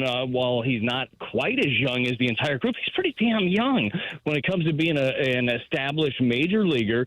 And he's going to learn from these moments too, right? And he's going to learn what works, what doesn't work. When I am off, how do I get back on track quickly? Not just in one inning, not an inning later, but a pitch later. Because we've talked about this with Libby a couple of times. Oftentimes, you say, okay, well, he's tipping, that's why he's getting hit. But then you go back and look at some of the pitches in an inning, and that was the case in the first. It was like, man, there's a lot of very hittable pitches within the strike zone.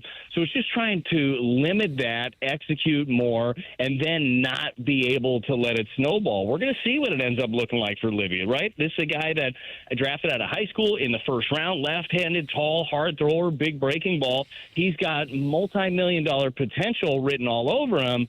Will that come to fruition? Well, years like this are going to help tell that story. Brad Thompson joins us right now on the Fast Lane on 101 ESPN. BT, stick with Liberatore for a second. Sometimes you get a pitcher that gets to the 4th inning or 5th inning, then the wheels fall off.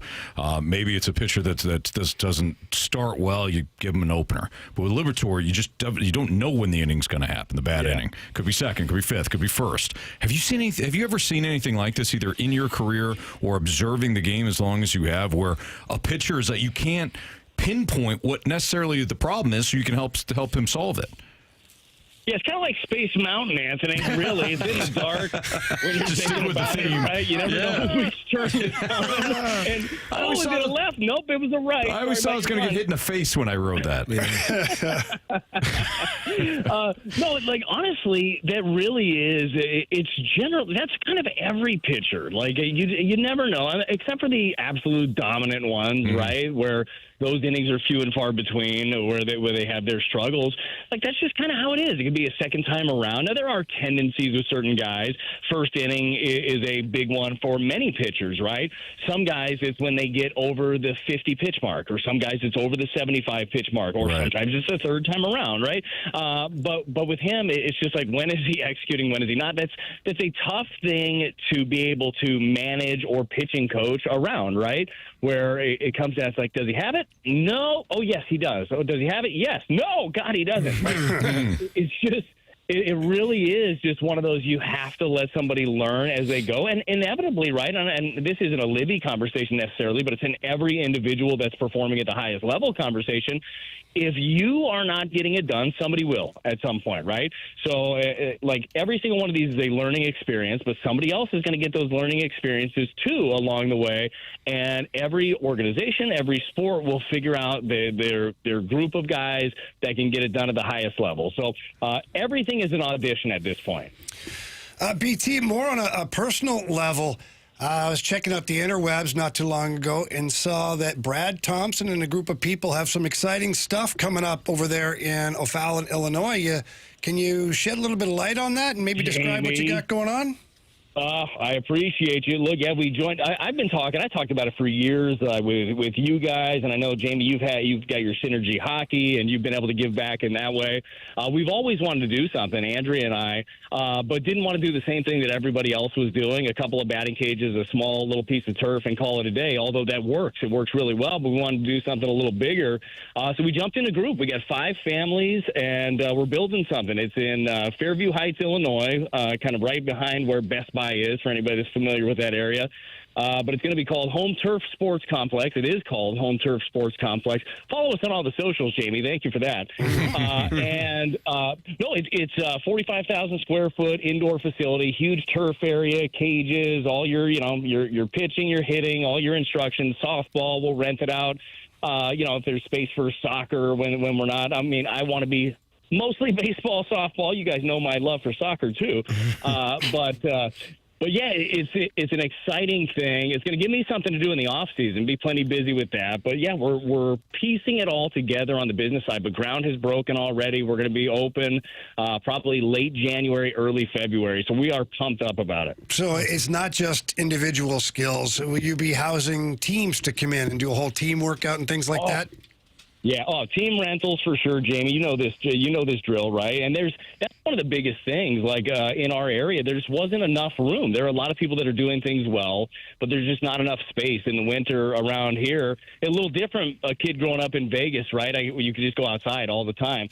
In the Midwest, a little bit different. So yes, team rentals for the field itself. It'll host a full 90 infield. We'll have the bases be able to move back, but the field itself is about 28,000 square feet on its own. We'll split it in half for half and half practices. We'll have individual lessons and stuff going on out there. But yes, man, it's going to be. I want it to be the place to be. Like my goal is there should not be another place. If we do this the way that our group wants to do this, there should not be another place that a kid has to go. So it's all your lessons, your team, it's your weight room, it's your training. It's going to be everything there. So we're pumped up about it. Yeah, and you should be. You guys, we're all proud of you guys. You, Andrew, your wife, and I know your team. It's going to be awesome. And I just want to make this official. The new complex that Brad is talking about will be home to the Falcons and the Black Sox. So I just want to let everybody know that it's going to be an official home. Come on in. It's a little bit of a ride, but you know what? I got that Black Sox hat you told me about, Anthony. Yeah, I got it in the car. I'm a medium head. I got a small cabeza. We got you covered, man.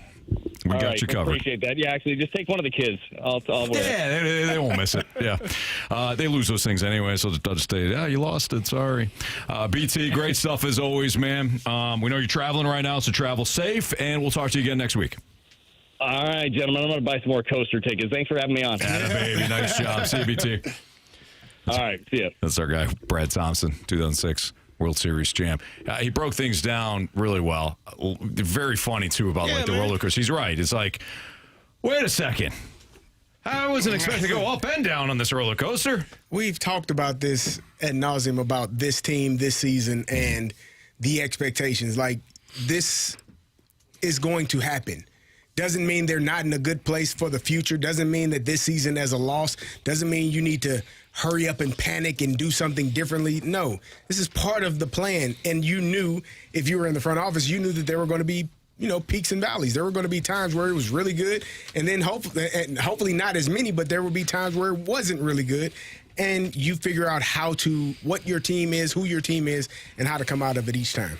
That's Carey Davis, Jamie Rivers, Andrew Marsh, Anthony Stalter, and we will discuss what's going on, give you the latest in the Cardinals game as they play their finale in L.A. against the Angels. That's next on 101 ESPN.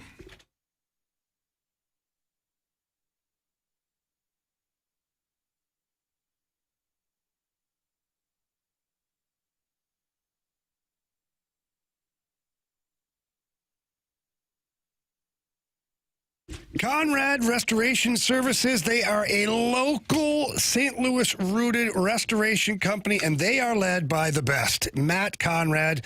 25 years of experience in all things exterior. If you're talking about roofing, siding, gutters, anything like that that's going on.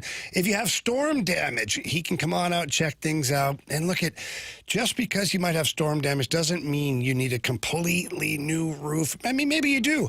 but Matt is the guy with a great reputation. He's going to look out for you and make sure that you're not overpaying for something, that you're getting the job done properly. He's going to show up every day and make sure that the customer is satisfied. They do an incredible job at satisfying whatever need that it is that you have. They take care of it, and they understand St. Louis, all the building codes, the local requirements, all the stuff that has to be done. It's going to be done right, because that's the way Conrad Restoration Services does things. So please give them a call. Ask for Matt or Maddie. Tell them that Jamie Rivers sent you in. That number's 314-805-8557. That's 314-805-8557. Or you can always visit ConradRestorationServices.com. Remember, Conrad Restoration Services, local, experienced, and trusted by St. Louis homeowners.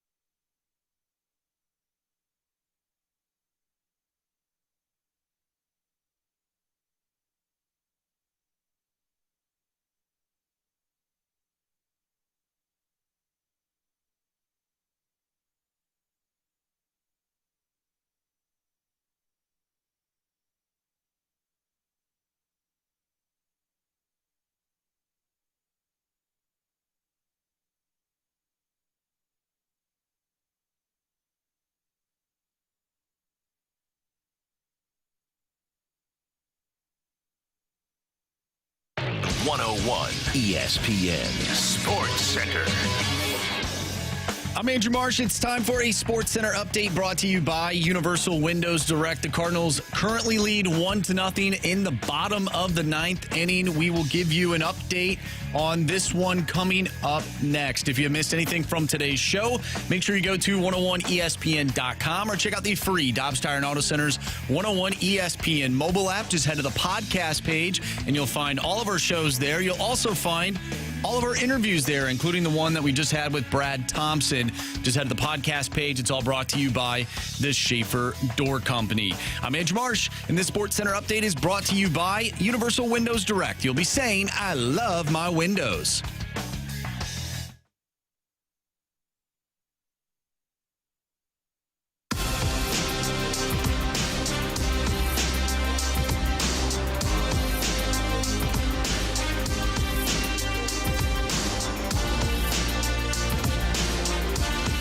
Fast in on 101 at ESPN. Cardinals maintain a 1-0 lead over the Angels. It's the bottom of the ninth. Riley O'Brien is on the mound trying to close things out right now as there are runners on first and second.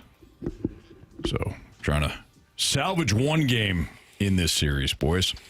The story today certainly wasn't the offense. It was the one and only Hunter Dobbins. Yeah, man. 6 innings of work, 6 hits allowed, no runs, no walks, 5 Ks through 86 pitches. Get that man a job every day. Yeah. Every fifth day at least. You know what I mean? Well, he has a job currently, Carey. No, every fifth day on the He's just League not roster. in St. Louis. And by the way, the Cardinals have officially ended the 4-game losing streak.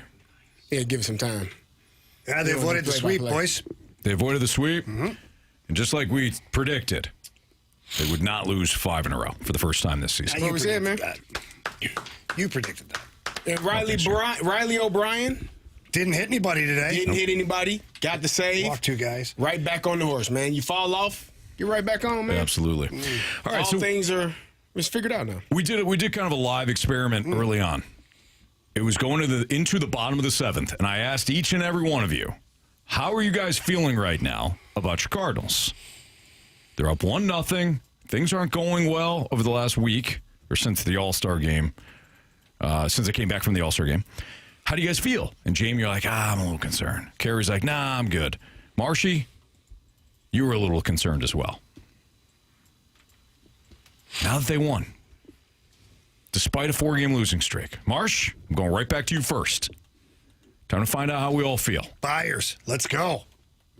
Oh, that's not what we're doing? A little extreme. Marsh, how you feeling right now? I feel good. They picked up a win. They snapped a losing skid. Still a little concerned about the offense. I believe you only scored 4 runs against the Angels. And you're out hit. 3 hits hit today. So from that perspective, don't love that. But, the series is over. We can come home now. We'll see how they do against Arizona tomorrow. Just a little 1-game makeup. So we'll see how it goes. Tomorrow will be a big game. We got Michael McGreevy on the mound. You'll face off, I believe, against Brandon Pfaadt once again, who did pretty well against you on Saturday.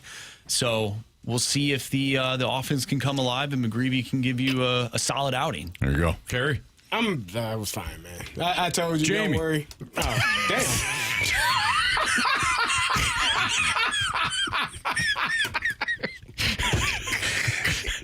Damn.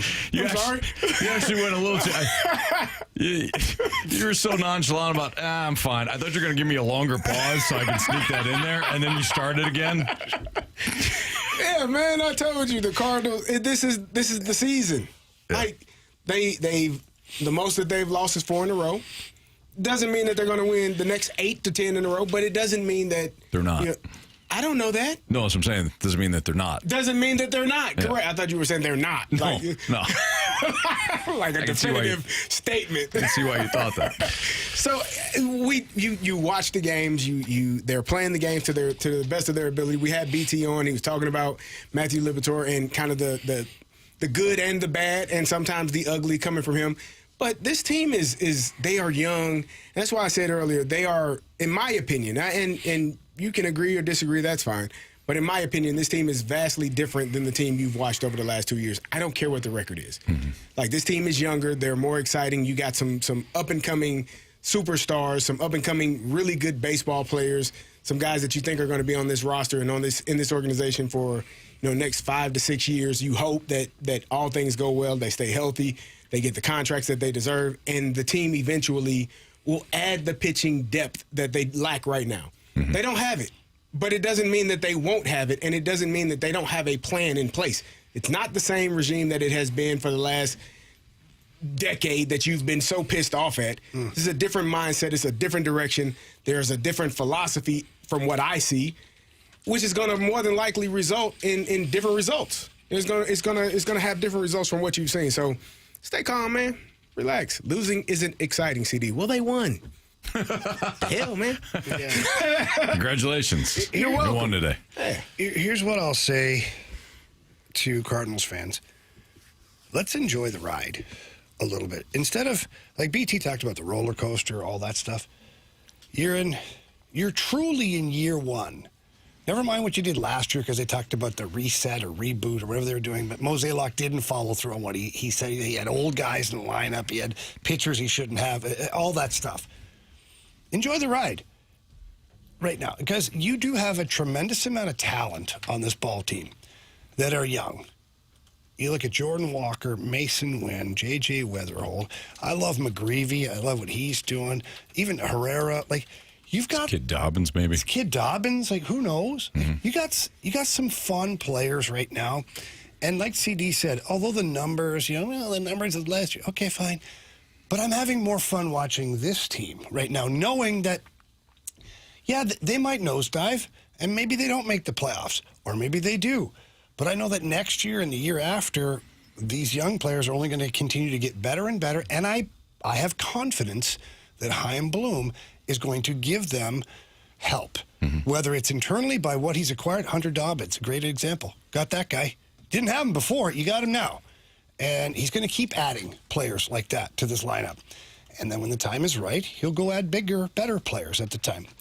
I just have fun and enjoy this as much as you can. I love that people get high and they get low and they're super fans and all that stuff. That's great. But when you sit back and you take a breather, realize that this is part of the process and that right now you're going to have some really fun moments along with some heartache while you're going through this whole rebuild process. I wonder if what Mo said, like the whole be patient thing from like 10 years ago, has had an effect on how fans in St. Louis view that be patient. Well, you can't say the word be patient anymore. You can't; those two words you can't say anymore. Right. But so you got to trust the process. Like, you got to change up your motto. But even trust the process. How has that really worked out for the 76ers? Well, they got Allen Iverson. No, not that long ago. Oh, yeah. That was more like Joel Embiid and Markelle Fultz. I know. I was kidding. But my point is, there is no. Awesome.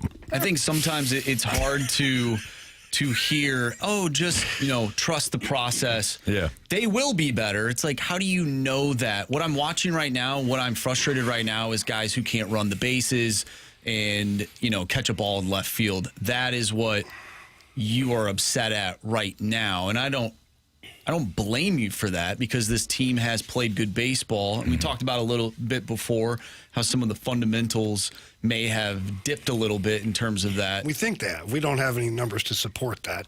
In fairness. I feel like watching Torres got picked off the other day at first base when it was extra innings. I don't need any damn numbers for that. Send him down.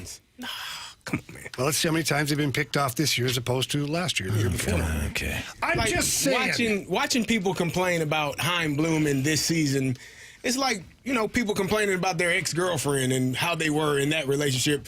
That's and their why new she's your girlfriend. ex-girlfriend. Exactly. Yeah. But you got a new girlfriend, you still talking about the ex. Will you call her from time to time? Yeah, hell no. You just don't know, right? You move on. There's good and there's bad. You got a new one. You live with you keep pushing, man. Keep going forward. Keep on pushing. Keep going forward. Who is it? Salt and pepper. There you go. All right. And effect. Come on, baby. All right. Push it real good. That was a really good song. They broke out the running man. They had the big oversized jackets. Man, the 80s and 90s was a good time. Yeah, it certainly was. Yeah, man.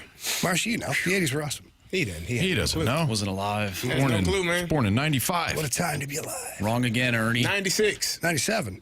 That's correct. 96. 96. Yeah, that should have been 97. Name the Super Bowl winner in 96, Carey. That would be the 95 was the Cowboys. 96 was the Packers. Green Bay Packers. Nailed it. Come on, man. football guy, baby. Let's go. Who'd they beat? Patriots. Nailed it. There you go. Who's the Patriots head coach? Bill Parcells. Nailed it. Who said he wasn't going to come back before the Super Bowl? He told his team, I ain't flying back with you losers. And they're like, we haven't even played the game yet. He goes, I don't care. I know what's happening here. Yeah. Who's the quarterback? For? Patriots. Was that Bledsoe? No. No. It was the quarterback for the Patriots? Yeah. I mean, it was Brett Favre for the Packers. Patriots was. Who was the MVP? Desmond Howard. Good job. Thank you. Your guy Don Beebe was on that team, Don too. Beebe, my guy. Yeah. Who was the Patriots quarterback? Jamie? Oh, man. You're a Patriots lifer. Come on, man. He doesn't know. No, not. He just started watching the Patriots in 2000. Well, yeah, you're right. Here's Bledsoe. Hell. Come on, man. It's Fastlane on 101 ESPN. We'll wrap up the show with our criticisms, compliments, and 3 stars here on 101 ESPN.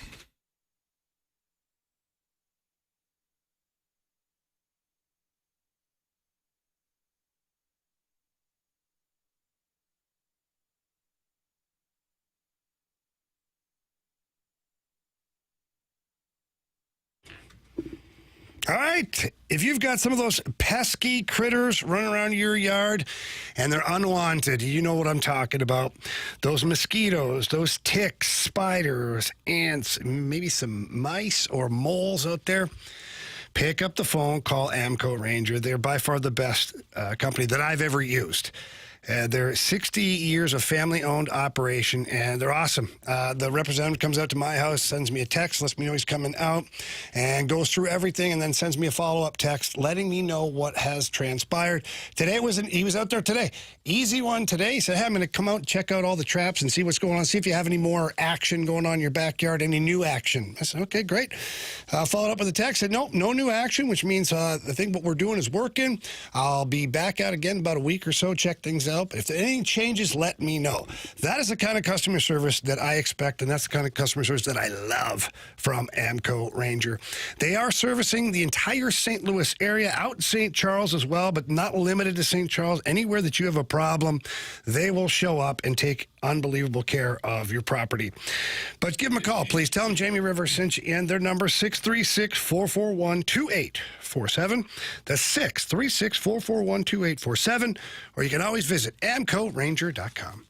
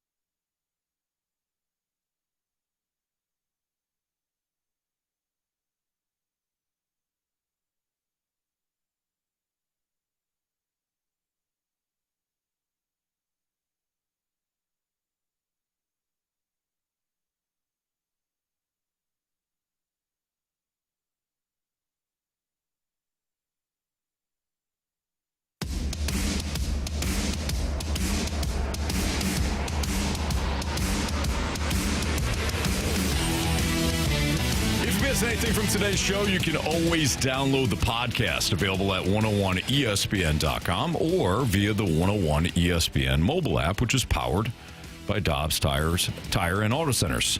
All your podcasts brought to you by Schaefer Door Company. All right, Marsh, hit us with those criticisms and or compliments. Let's go. Criticisms and compliments. Presented by Bet365. With Bet365 early payout, you win even if they lose. Get paid out instantly when your team goes up big, even if they blow the lead later. Bet365. Winning is everything. All right, we get a text from Curb Stomp. Today's show as a whole socks party has been a hump day banger. What I learned today is that the nerdy black guy voice sounds a lot like the nerdy white guy voice. That's correct, yep. Hashtag shout out to the Snake Pits. Thank you, Curb. Good stuff as always.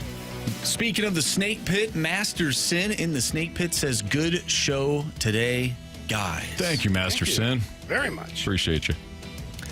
Tanisha, who's in the Snake Pit. Hey, Tanisha. This was more so for the Snake Pit. Says, bye, Snake Pit. Have a good night. Smiley face. No, that's nice, Tanisha. Very nice. Yeah. Okay.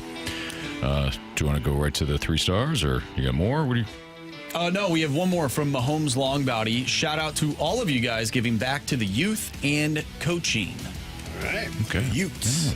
Yeah, I'm excited to see BT's facility, man. That thing sounds like it's going to be awesome. It's too bad we don't do the home run derby anymore around here. Get Otherwise, we could go train at BT's facility and we'd be hitting Ding Dong Johnsons all day long. I say we train anyways. Okay. As soon as it's ready, we start training. We just always be ready. Always be ready. Mm-hmm. ABR. There's always be closing. Always be ready. Okay. ABR. Okay.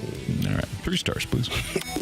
It's time for the Fast Lane's 3 stars of the day. Presented by Circus Sports. No bet fees ever with the world's largest sports book. Now at your fingertips in Illinois and Missouri. All right, our 3rd star of the day goes out to Anthony, not getting the memo again. Yeah. Yeah, that's true. What are This you is doing, blue. man? Is it? If not, it is blue. Still. Is it? Yeah. Looks black. A lot darker than the white T-shirt I'm wearing. Thanks, guys. You don't check your text messages. No, I do. I'm not watching that. I won't watch that. I'm not watching that. Our 2nd star of the day goes out to It's a Small World. It's a small world after all. Very creepy ride. Yeah. No. Very creepy. Yeah, it really is. It's really dark and it's super creepy. slow, but you feel like those anything dolls can are going to happen. come to life. Wait, it's not. Life. Yeah, sometimes it's dark, but even when it's light, you're like, they're dancing. You're like, Yeah. this is. It's kind of creepy. Yeah, one of these things start attacking me.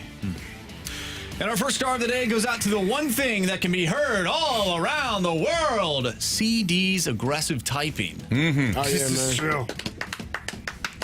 They know. They know, man. Clack, clack, clack, clack, clack, clack, clack.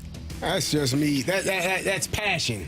It's not aggressive. It's just passionate about what I'm saying. Good for you, CD. You know what? Never, ever change. Thank you. You just keep doing you. I appreciate that, man. Yeah, man. That means a lot. Like, Dude. Seriously. You know what? Yeah. You and just you, you alone, are enough. Thank you. You're my guy, CD. Appreciate it. Love you, buddy. For Andrew Marsh, for my guy, CD, for Jamie Rivers, I'm Anthony Stalter. We'll see you tomorrow, too. See you.